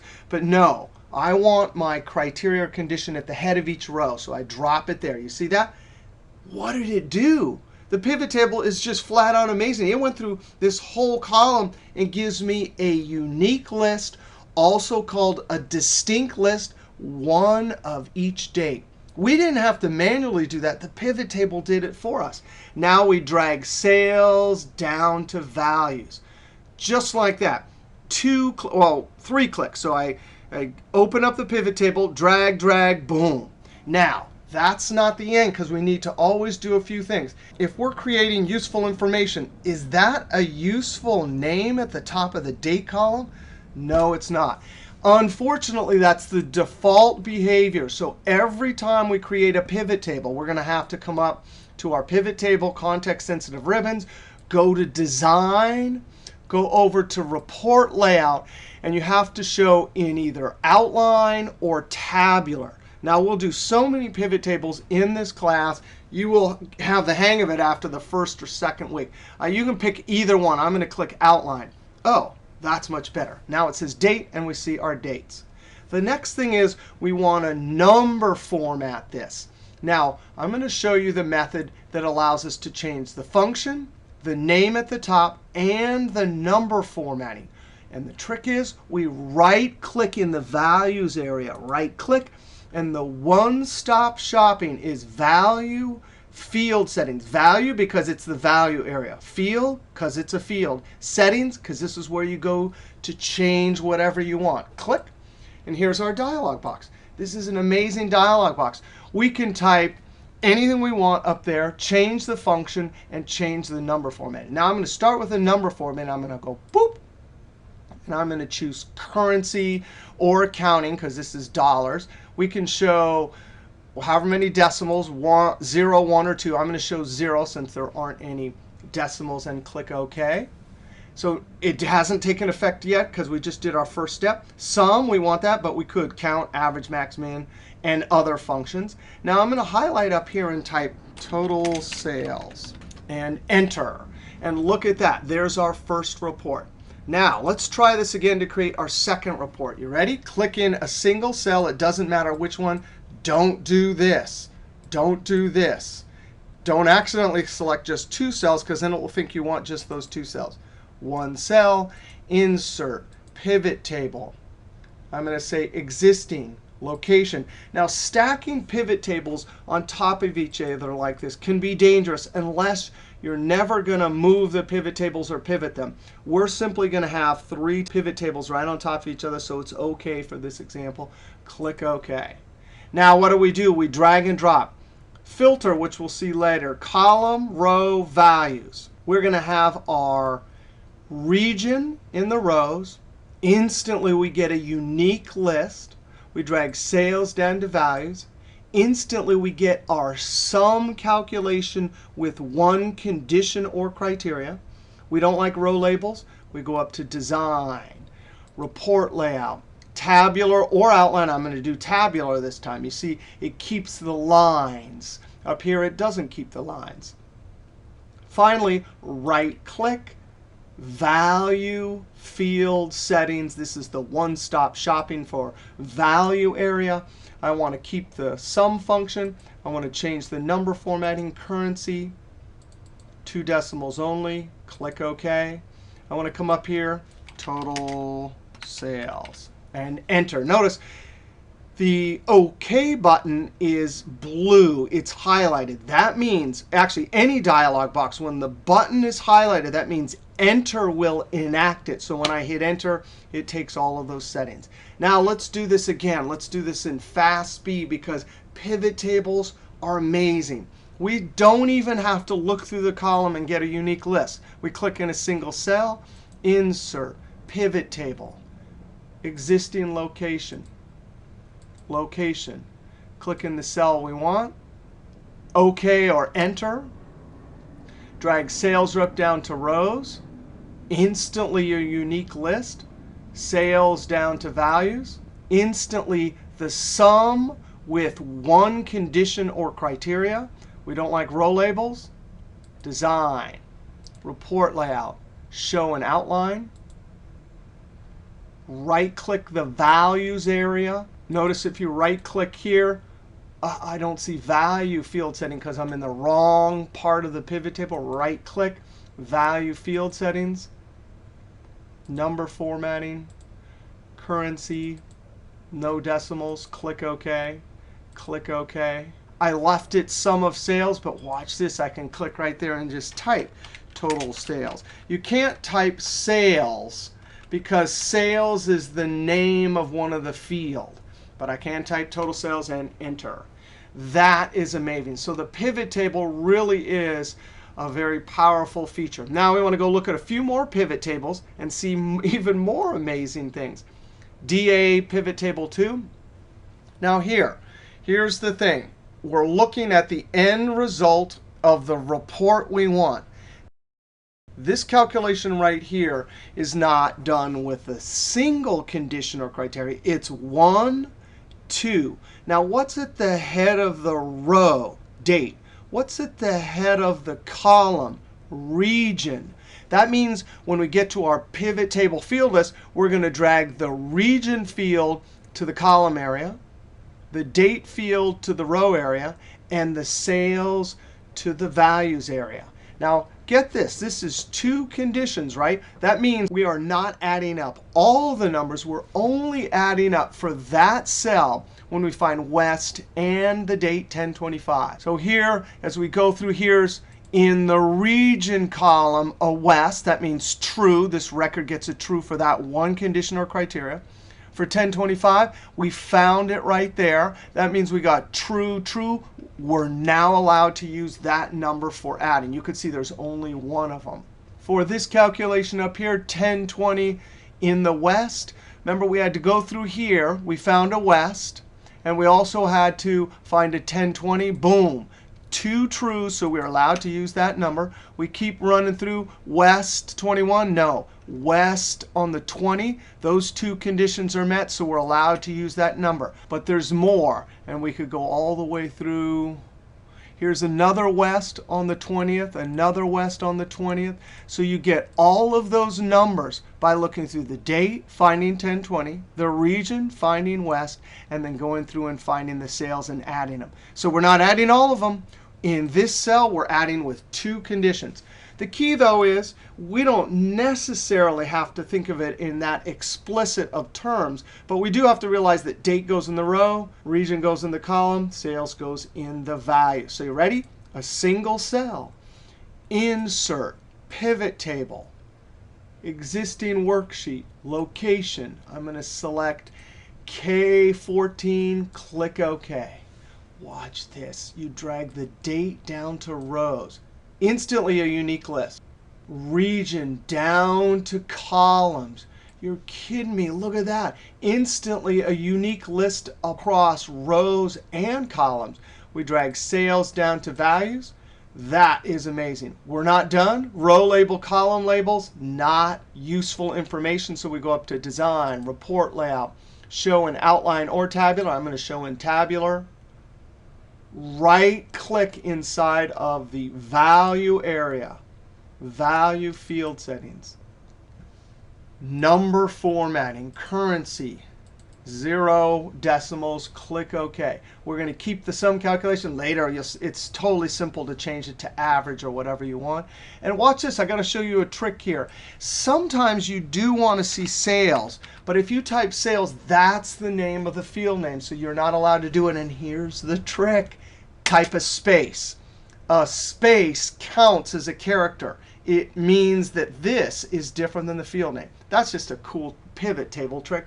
Click OK. And instantly, look at that. Now, let's come over and do our, notice the pivot table field list, when I click outside the pivot table, goes away. Sometimes if you accidentally click the close and you're like, hey, how do I get it back? Well, you could look through the context-sensitive ribbons to find it. It's up in Analyze. But I always like to right-click. Right-clicking usually gives you what you want. And sure enough, down at the bottom, Show Field List. Now, this field list is for that pivot table. When I click outside here, it'll come back if I click in there. But now I can come over. I need to create my second pivot table. Sales rep, region, sales. Ready? Insert, pivot table, existing worksheet, location. I'm going to select K23. Click OK. Region down to column. Instantly, we get a unique list. Sales rep down to rows. Instantly, we get what's called a cross-tabulated table. Sales down to values. Wow. Design, report layout, show in outline. Either one, tabular or outline. Right-click, value field settings, number, currency, 0 decimals. OK. I could have hit enter there too. That is simply amazing. I'm going to click outside. Notice when I click here, it shows me the field names for that pivot table. When I click over here, it shows me the field names for that. When I click outside, it goes away. That is just amazing. So many tables that we do in statistics are cross-tabulated, and that is amazing. Now, I do want to show you something about a pivot table and why it got the name pivot table. So you make this beautiful report. You've done your data analysis. The boss is happy. But then the boss goes, hey, wait a second. I didn't want region across the columns. I wanted it on the rows. Watch this. I'm going to click and drag, and this is why it's called a pivot. I'm going to drag region below sales rep, and instantly it turns into a vertical table. That's why it's called a pivot table. That's also why it's dangerous to put pivot tables next to each other. If we pivoted this table and dragged region down to row area, it would ask us, it would give us a message. Are you sure you want to destroy everything below? But check that out. That is amazing. That's why it's called pivot. Now, if I want to bring sales rep back up to columns, I just click and drag, and instantly I've pivoted the report. I'm going to drag it back. Sales rep and region. That is amazing. Hey, let's go over to our next sheet. Pivot table 3.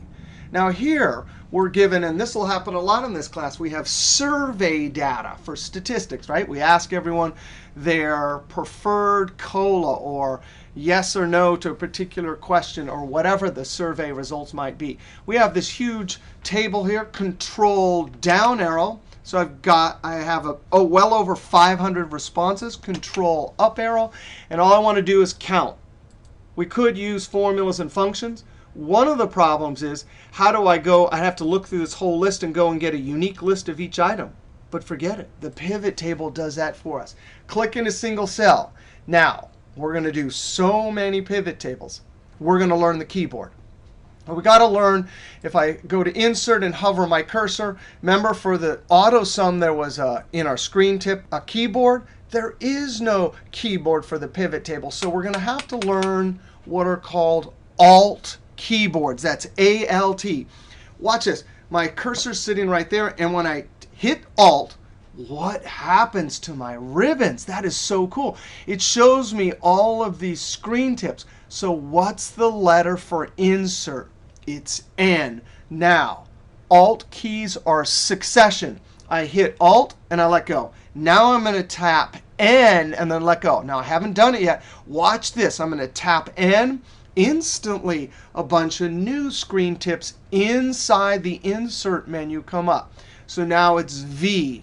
When I hit V, wow. Now the reason that they designed it, I clicked Escape there.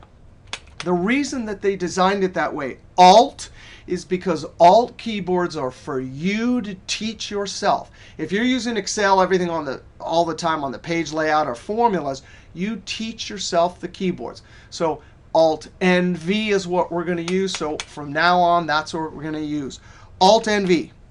Now I want to put it on an existing sheet, so I'm going to click Existing Worksheet, Location.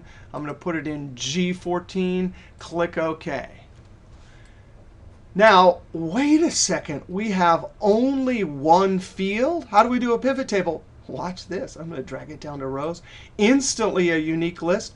Drag it down here. Now, remember data types. What kind of data is this over here? It is text. Notice I didn't let go. I grabbed it, but I didn't let go. When I drag it down here, it will automatically count the text items because it knows that it's text. So when I drop it here, instantly I get a count. See, it says count.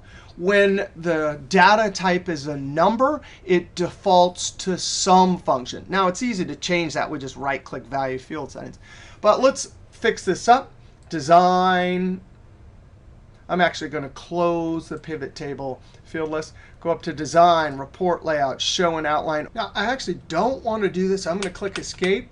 The reason why is because if I drop the field name right there, it'll be really wide, and I don't want that long field name. So I'm going to do the same trick we learned earlier. I'm just going to type here, COLA. And then over here, I'm going to type frequency, count, and enter. Now I can come up between H and I and point. When I see that cursor, I can click and drag to change the column width. All right. Pivot table's pretty amazing. We had a single column of text, and boom, we get a unique list and a count. Now we have one last pivot table we want to look at. I'm going to scroll over and go to Pivot Table 4. Now here we have a data set. Company name, sales rep, customer, zip code, and amount. Control down arrow, so we have about 200 records. Control up arrow. And all I want to do is I want to count, get the max and min or amount for each zip code. So we're going to drag this to the row area, and then we're going to have 1, 2, 3 calculations on the amount. Now notice we don't have a preview here. We're just, after you use pivot tables a while, you get the idea. You can visualize the report in your head and then create it. All right, a single cell, Alt N V. Click Existing, Location, F15, click OK. Now the trick here is we're going to drag zip code down to rows. Instantly we get a unique list. But now, since we have 3 calculations on amount, we go drag 1 time, drag 2 times, drag, and it might not have enough room, so you can point to the bottom of your field list and click and drag. Looks like we have plenty of room there. And drag a 3rd time. Now I'm going to close this. Now, just as we did in the last one, I don't want to have customer zip code. I'm just going to type zip and enter. We would want customer zip code if the people reading the report didn't know it was a customer, right? Because we're always trying to create useful information. But this is just for us internally. We know it's zip, so I just put zip. Now we have to come in 1, 2, 3 times, go to our value field settings. Right-click, value field settings. First, we're going to change it to count. Now, actually, in the pivot table field list, if you look right there and then scroll down, there's a count numbers. So actually, count numbers and count are different than the Excel functions. This would be count in the Excel spreadsheet using functions. This would be count. I know that seems kind of strange. Now, either one of them will work, but since I have numbers, I'm definitely going to use count numbers. I do not want any number formatting because counting gives us whole numbers. Click OK. Count, I don't like that, so I'm going to click in the top cell and just type count and enter. Now come over here, right click, value field settings. We want max. I'm going to change the function to max. I'm definitely going to come down and do number formatting. These are dollar amounts. And then I can backspace through here. I don't need to see max of amount to and enter.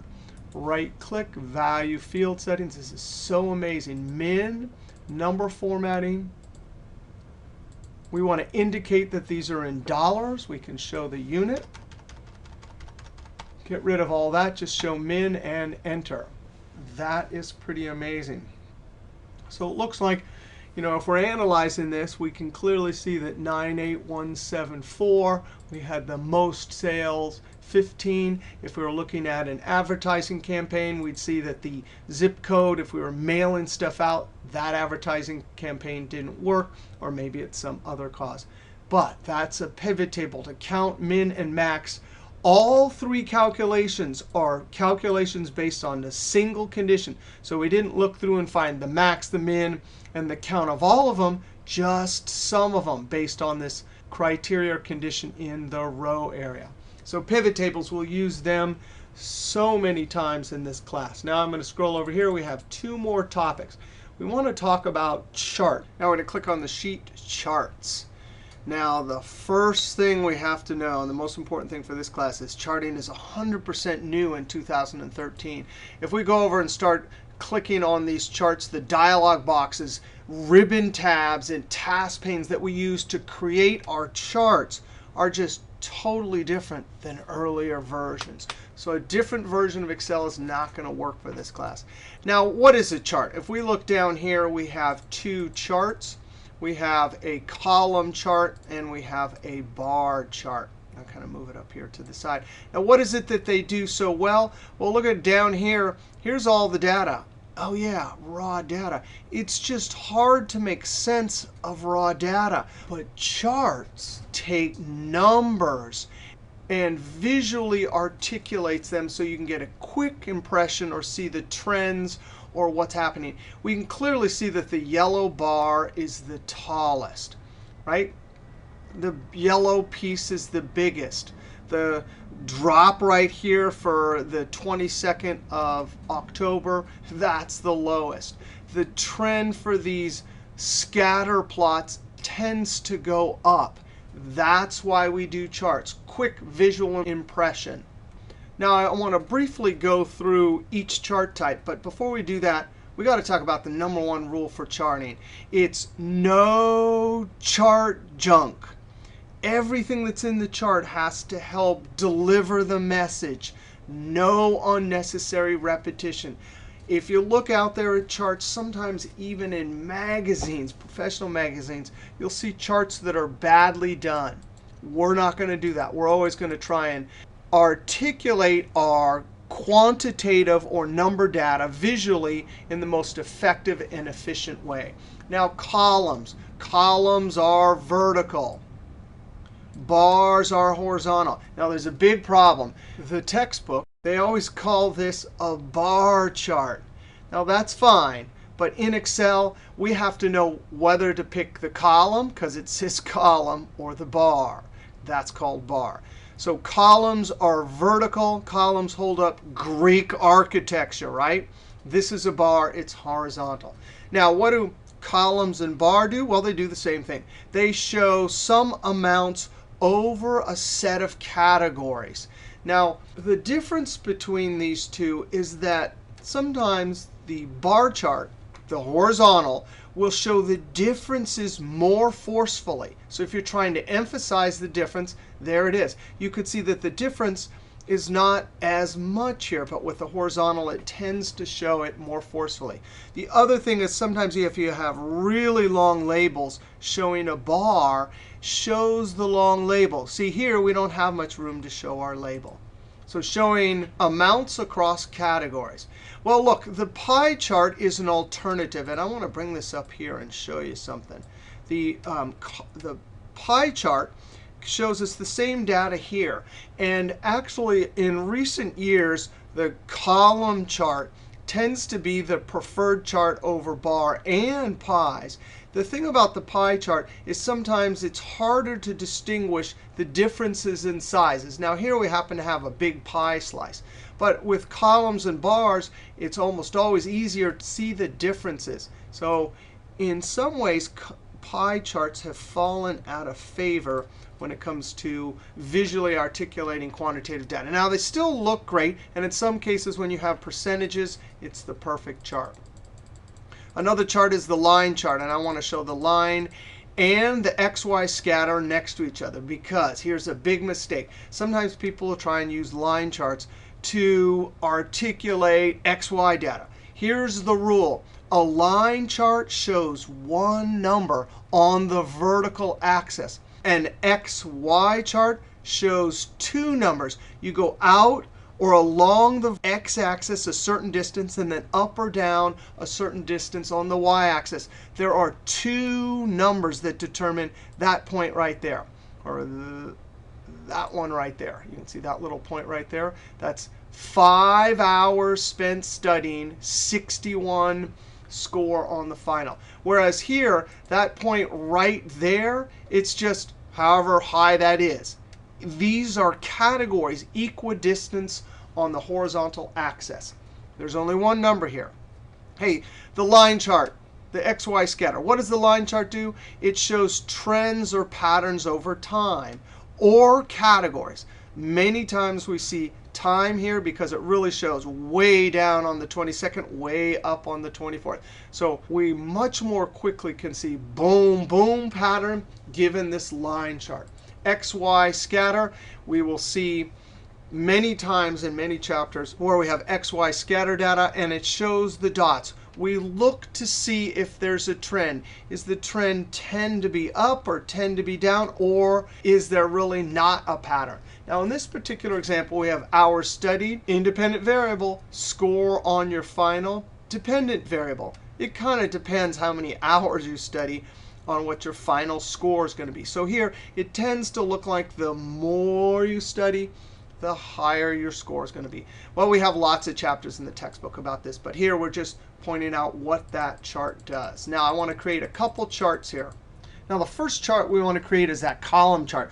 But look at this. This is raw data. We actually need to create a pivot table first, and then from the pivot table, make our chart.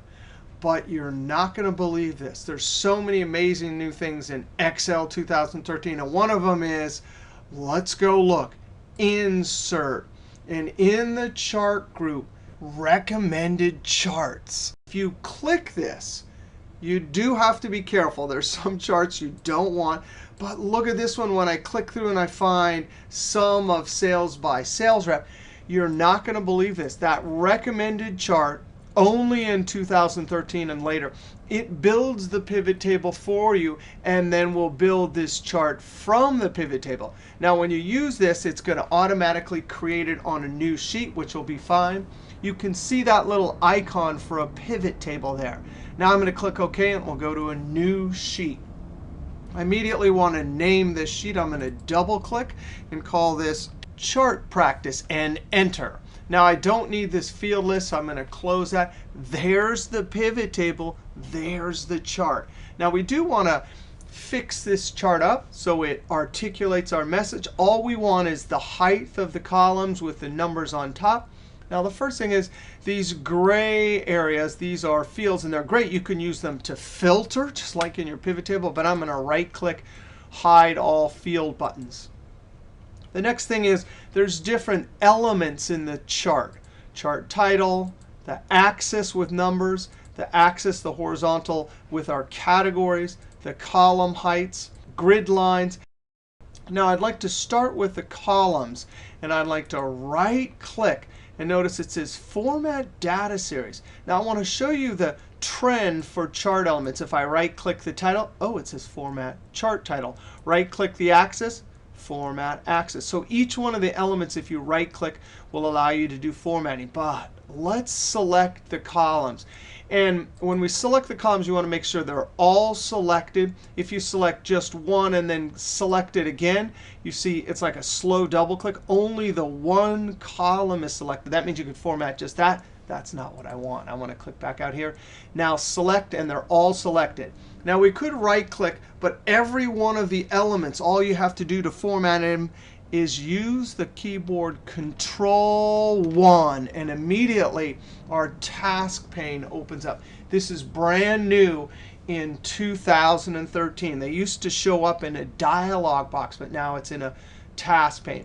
Now what they did is they make icons. This is the fill button. This is the effects. This has options like gap width for the column. So you're expected to know what the icons mean. Now for me, I'm still kind of learning them, so I oftentimes have to click through to find what I want. But these icons are going to be the trick. Fill, there's a great option, vary colors by point, and instantly the columns have different colors.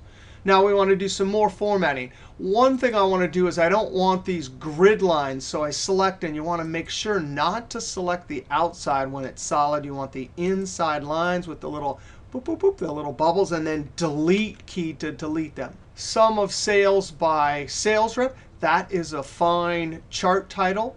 I'm going to come over to the axis. I want to actually format this. Whoa, wait a second. Remember, if I come over to the pivot table and right click, value field settings, I can change the value field settings number formatting, currency, something like boop, boop, click OK, and that'll actually flow through to the chart. If we were to select the axis and then scroll down, it says, and sometimes these task panes really, you have to go way down, but down here under number, oh, I click the arrow and it didn't show me, but this gap appeared here. Now I'm going to drag this down. You can see it says link to source. You can totally customize your number formatting here also. Now task panes are new in 2013, but also we have some options here right next to the chart. Now notice if I click over here, printing it out or anything like that, it doesn't show up. But as soon as you click on the chart, they expect that you're going to do something like edit it or change it. Now, let's look at here, because this is chart elements, and this is actually a good feature in 2013. If I click it, we can add things like data labels, or later when we do error bars in linear regression. So we can add things. And what they did, the idea in 2013 is they added, these things used to be up in the ribbons, but now it's closer right to the chart, so you don't have to go as far. Now I'm going to click on data labels. Boom. Now I'm going to click over in the chart. This thing doesn't go away sometimes, so now I'm going to click Escape. Now my question, is there any chart junk in this chart? Well, yes, there's some unnecessary repetition. If I have the numbers here, I probably don't need them here. So I'm going to click on the axis and use the Delete key. All right, so that chart's looking pretty good. Now, I want to change the size, so I'm going to put it right to the corner. When I see my diagonal arrow, I'm going to click and drag in. Now I want to do three things we talked about: column, bar, and pie. So I want to cheat. Actually, this is a great trick. I want to copy this. Now you want to make sure that you're not selecting something inside the chart, but you want to make sure it's the outside and the outside edge is selected. And then we're going to copy Control-C, and now I'm going to paste down below Control-V. Right-click, collapse ribbon. And now I want to change this to a bar. And this is a great trick. You might have the same data but multiple charts. Now we could go up to Design and change chart type, or we can simply right-click inside of our chart and say Change Chart Type. And just like that, this pops up. I'm going to come down to bar, none of this three-dimensional chart junk, just the flat one, and click OK. There's that emphasizing the differences. Oh, that's very nice. Now, I'd like to kind of make the gap width between these bars smaller. So now I'm going to select. Now, we're going to have to find where the gap width is. And again, you might have to click, click, click. But this has to do with the actual bar. So I'm going to click here, and sure enough, gap width. Now, one thing you do not want to do with this categorical data, this is text data, word data, is you don't want to touch the columns. We need some distance between them. And in Chapter 2, we'll see the difference between discrete and continuous data. So if we had categories here like 0 to 10, 10 to 20, then the columns could touch. So when we have words or text as our labels, we don't want the columns to touch. But I kind of like it a little bit less gap width. All right, now one more thing. I want to copy this chart again. I'm going to make sure the outside is selected, Control-C, and over here I'm going to Control-V. And now right-click, change chart type.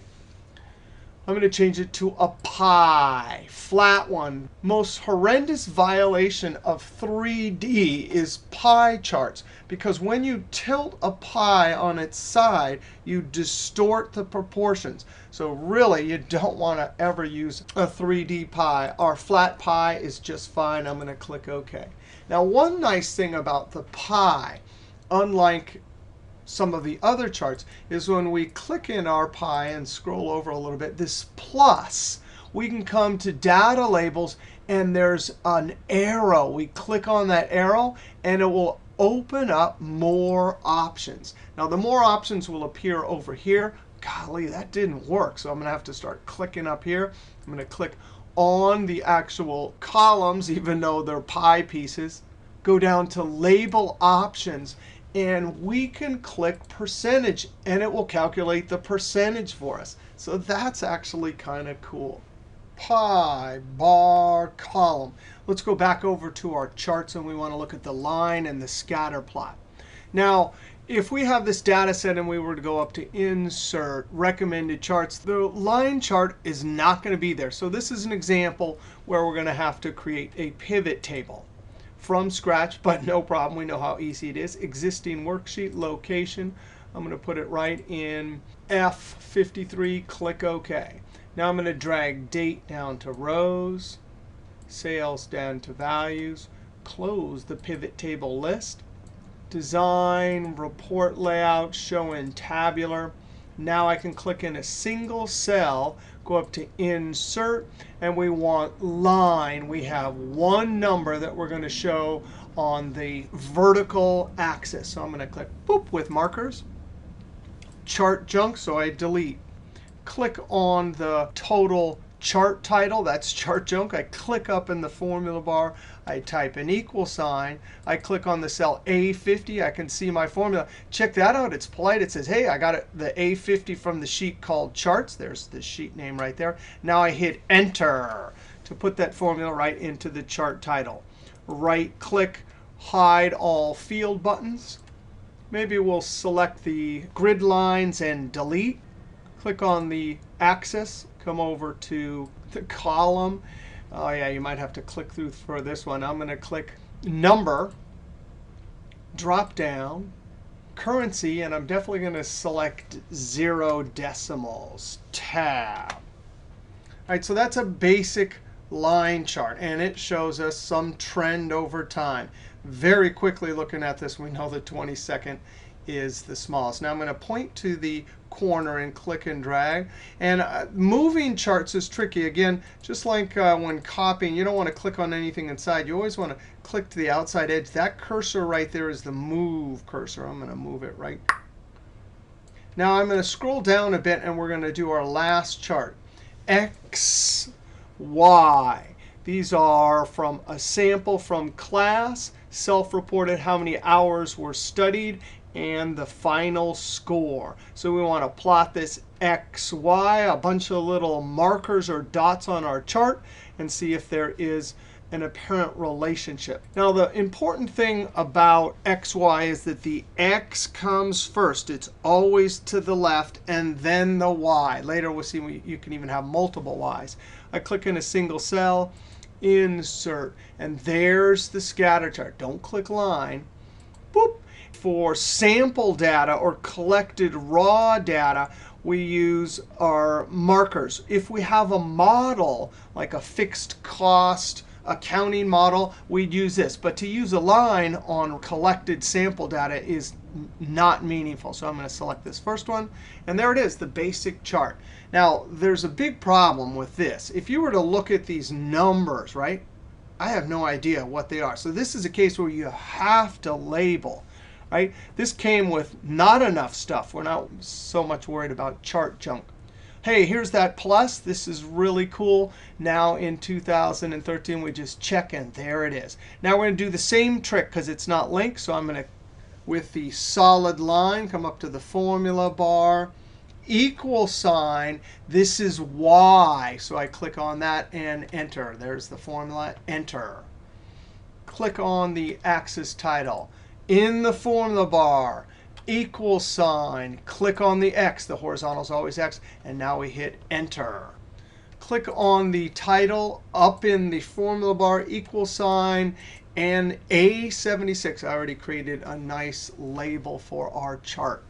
Now, I kind of like the grid lines. It helps us pinpoint things. One last thing, right-click one of the dots. Add trend line. And later in chapter 12 and 13, we'll see how amazing this is. Linear, it actually did a bunch of heavy lifting statistics to estimate that line. We come down, scroll, and I'm going to say display the equation in R squared. We'll talk all about that later in our class. That is profound. Now, we wouldn't want to use these numbers in calculations. Later, we'll see how to use functions to look at our actual data inputs and calculate all these numbers. But for visually portraying our quantitative data, that is simply amazing. So charts, really important for our class. Now we have one last topic. I'm going to use my arrow to scroll over, and we're going to go to the sheet number formatting. And what we want to talk about is number formatting. The first thing is, if we have some sales that we need to enter. Watch this. I'm going to enter $13.25, enter. $10.00, enter. $34.10, enter. $54.00, enter. Now what we did there is we entered the dollar sign and the decimals by hand. We do not need to do that. Let's see how to do this a much more efficient way and learn one of the awesome features of number formatting. In this cell, I'm going to start in the top, 13.25. Notice I have to put the 0.25. But when I hit Enter, I only have to enter a 10 here because I'm going to let number formatting do the rest. Now down here, I have to type 34.1, but I'll get that extra 0 and the dollar sign from the number formatting. And down here, look at this. I'm going to type 2 characters. And now what do? I highlight. And up in the home ribbon, number group, I click the drop down, and I can either choose currency or accounting. I'm going to choose currency. Currency actually has the dollar sign floating close to the number. But notice, it put those dollar signs in. And I didn't have to type the 0.00. So here, when I type 10 and 54, I avoided 4 extra clicks. Now I want to show you just briefly the difference between accounting and currency. Accounting puts the dollar sign fixed on the outside.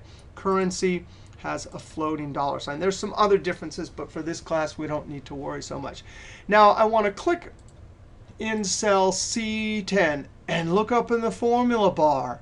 10. That's all that's stored there. Right here, well, there's a 13.25 because we need all those digits. But here, 54. Here, there's just a 3, 4 point, and a 1. All the rest is number formatting. That dollar sign is not in the cell. It's on the surface of the cell. It's a facade. Not only that, but how many characters do we have to type here? 1, 2, 3, 4, 5, 6.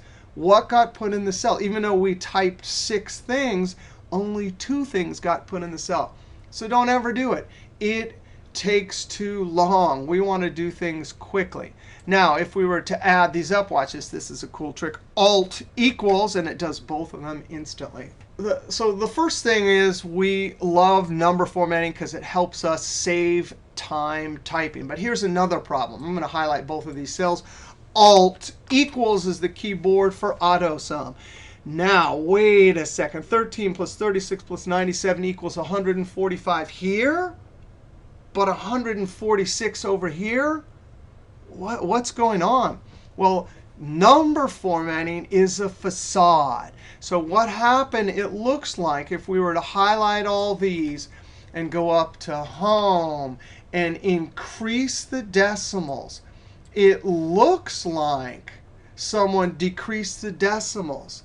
Now, let's reverse. I'm going to Control Z in a second and reverse that and see. But notice, we were totally fooled by number formatting.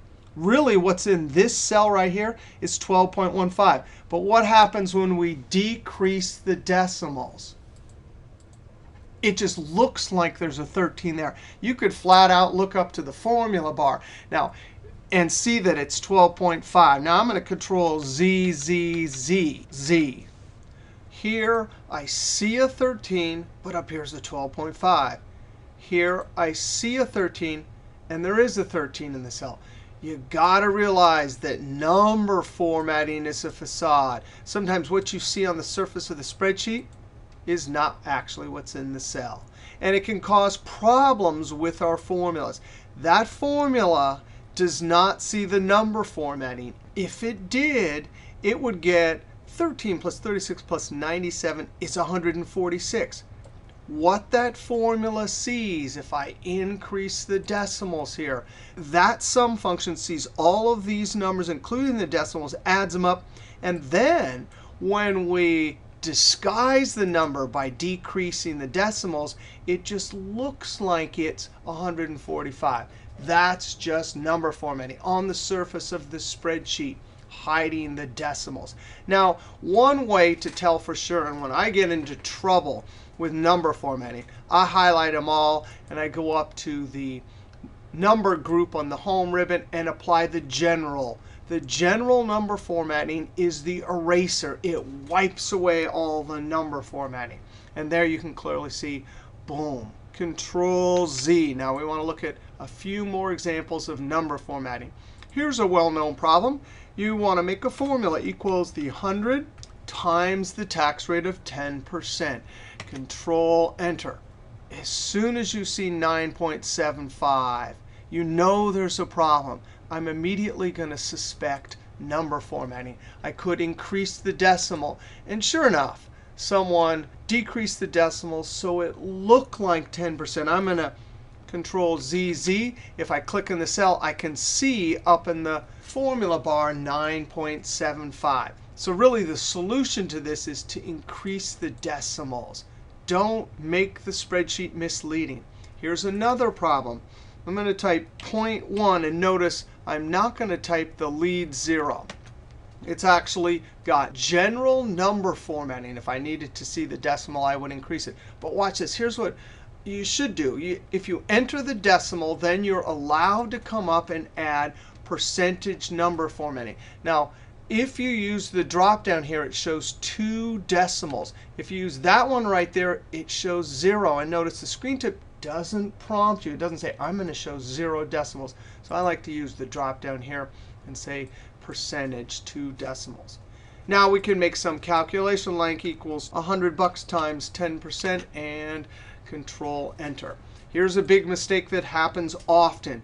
Don't enter the whole number 10 and then try to go up to home, and I should right click, uncollapse this, and apply the formatting percentage, because what does it do? You can already see the preview there. It obeys. When you apply a number formatting, it actually slides the decimal and adds the percent symbol. That's facade. Underneath is the number 10. So don't add a 10 and then add a number formatting like percentage. Really, and I'm going to go and apply general and then delete. You either want to enter the decimal and then the number formatting for percentage, or you want to format as you type. Now, for one percentage like this, it's OK to type in some extra decimals, right? With our currency example above, when we're entering lots of data, you don't want to do that. But when I enter 10.00 percentage, the actual number 0.1 will go into the cell because I'm formatting as I type.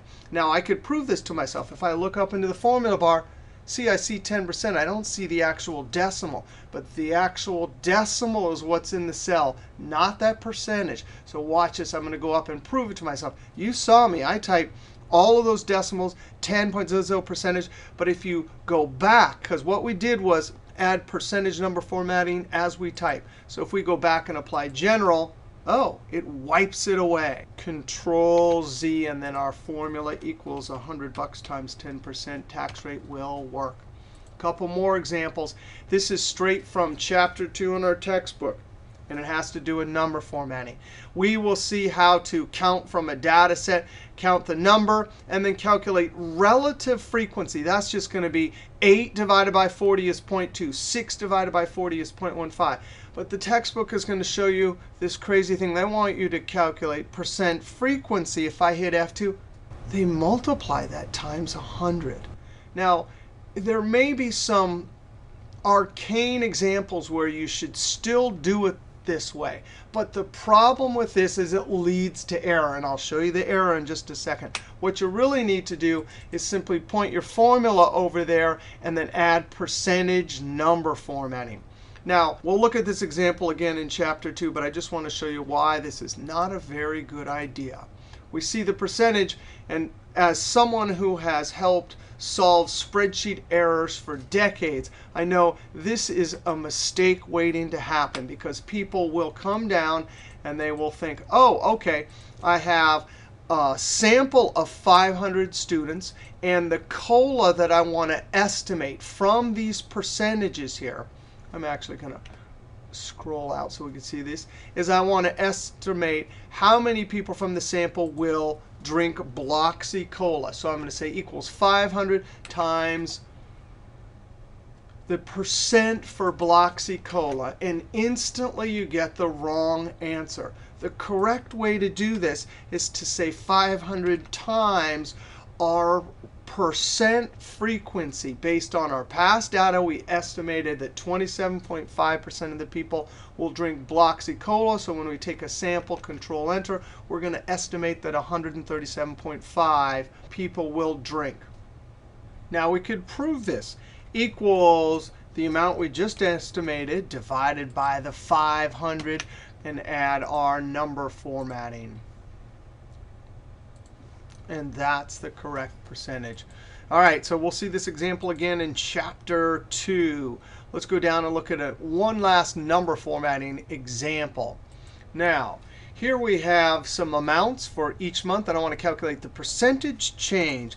I'm going to calculate, hey, give me the end amount divided by the begin amount and subtract 1. Control Enter.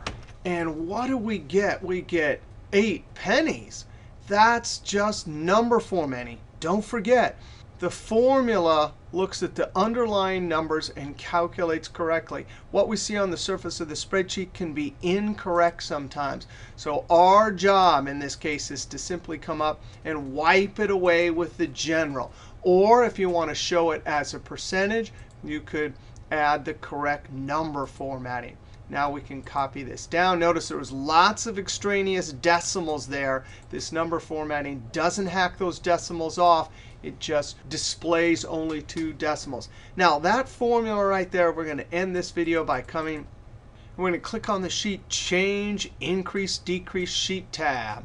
Now here we want to talk about 2 different formulas for calculating the percentage change. Here we have sales amount for each year, 12, 13, 14. And we need to figure out the percentage change from 12 to 13. The long formula is this, equals open parentheses, and you take the end amount and you subtract the begin amount. Close parentheses, that becomes the numerator. That's the change, the difference between the two. And you divide it by the begin amount. Now when we Control Enter, we get a decimal. We could format that if we want, but I'm just going to double click and send that down. Go to the last cell, hit F2. Clearly we can see our formula is working. But that formula involves typing 7 things. And we're going to look at a little bit shorter formula. And here's the formula, equals, well, we're going to take the end amount and divide it directly by the begin amount and then subtract 1. I had to type 5 characters. Control Enter, double click and send it down. You'll get exactly the same formula. Here's the reason that that formula will work. If we take end and subtract beginning and divide by begin, well, this is adding or subtracting in the numerator, so we can actually break it apart and slap the denominator into both fractions. So this minus this is the same as that. Oh, but what's anything divided by itself? It's 1. That's why n divided begin minus 1 is perfectly all right. Now, if you wanted to add some formatting, you certainly could. That's the way we can do it. Later when we do relative frequency and then a column for percentage frequency, we'll just have the formula. Look over there. I already pre-formatted this as a %. Now let's just use that same formula we just did. It took us 7 keys for that longer formula and 5 keys for the shorter formula. So if this is the end amount, I want to figure out the percentage decrease. So I'm going to take, hey, the end divided by the begin minus 1. Control Enter. 0.3. If I added a percentage number format, it'd be like 30% faster. So I like that formula right there. That was a percentage change formula, and it will work for a percentage change up or down. Now, increase or decrease. There's 2 ways we could do this. Now, here's the starting amount, our investment at the beginning of the year, and here's the percentage change. One way to do this is to say, hey, equals the full amount, and then we're going to add the change, which is the full original amount we started with times whatever the change is. Now, this is 1, 2, 3, 4, 5 different things we have to do. Put into our formula, Control Enter, double click and send it down. But there's actually a formula that is more common, especially in finance, and we'll see it in this class. Now let's just look at how we could derive this formula. We want to get the end amount, so we took begin plus begin times the percentage change. Now we can notice that begin plus begin times something. Well, we could rewrite this. Begin times 1, well, that's the same as begin plus begin times percentage change. As soon as we get 2 things added together, and there's a common factor here, you can factor it out. And so begins on the outside, and then you, in parentheses, you're left with the 1 plus the percentage change. This formula is a world-famous formula for calculating an end investment amount. So I'm going to say equals the begin amount times, in parentheses, 1 plus the percentage change, close parentheses. Now I have to do a little bit more typing there. But this formula is so common that we need we need to be able to, when we see this formula for getting the end amount, we just need to recognize that it is true and valid. Control Enter and double click and send it down. Wow, that was an epic first video for this class, all about an introduction to Excel. Now this is the only chapter where there's not going to be any homework in the textbook. So if you click over on homework 1, it describes what you should do at the top, and then here's the problem, and you do your problem on the sheet. Now, because these are homework problems I'm providing you, I also give you the solution, but don't go look until you finish the problem, just to show you there's a potential solution there. But here's problem number 2. Here's problem number 3. I'm going to use Control Page Down. You can see that there's a bunch of homework problems all the way to problem number 9. All right, that was an amazing first video for this class. We'll see you next video.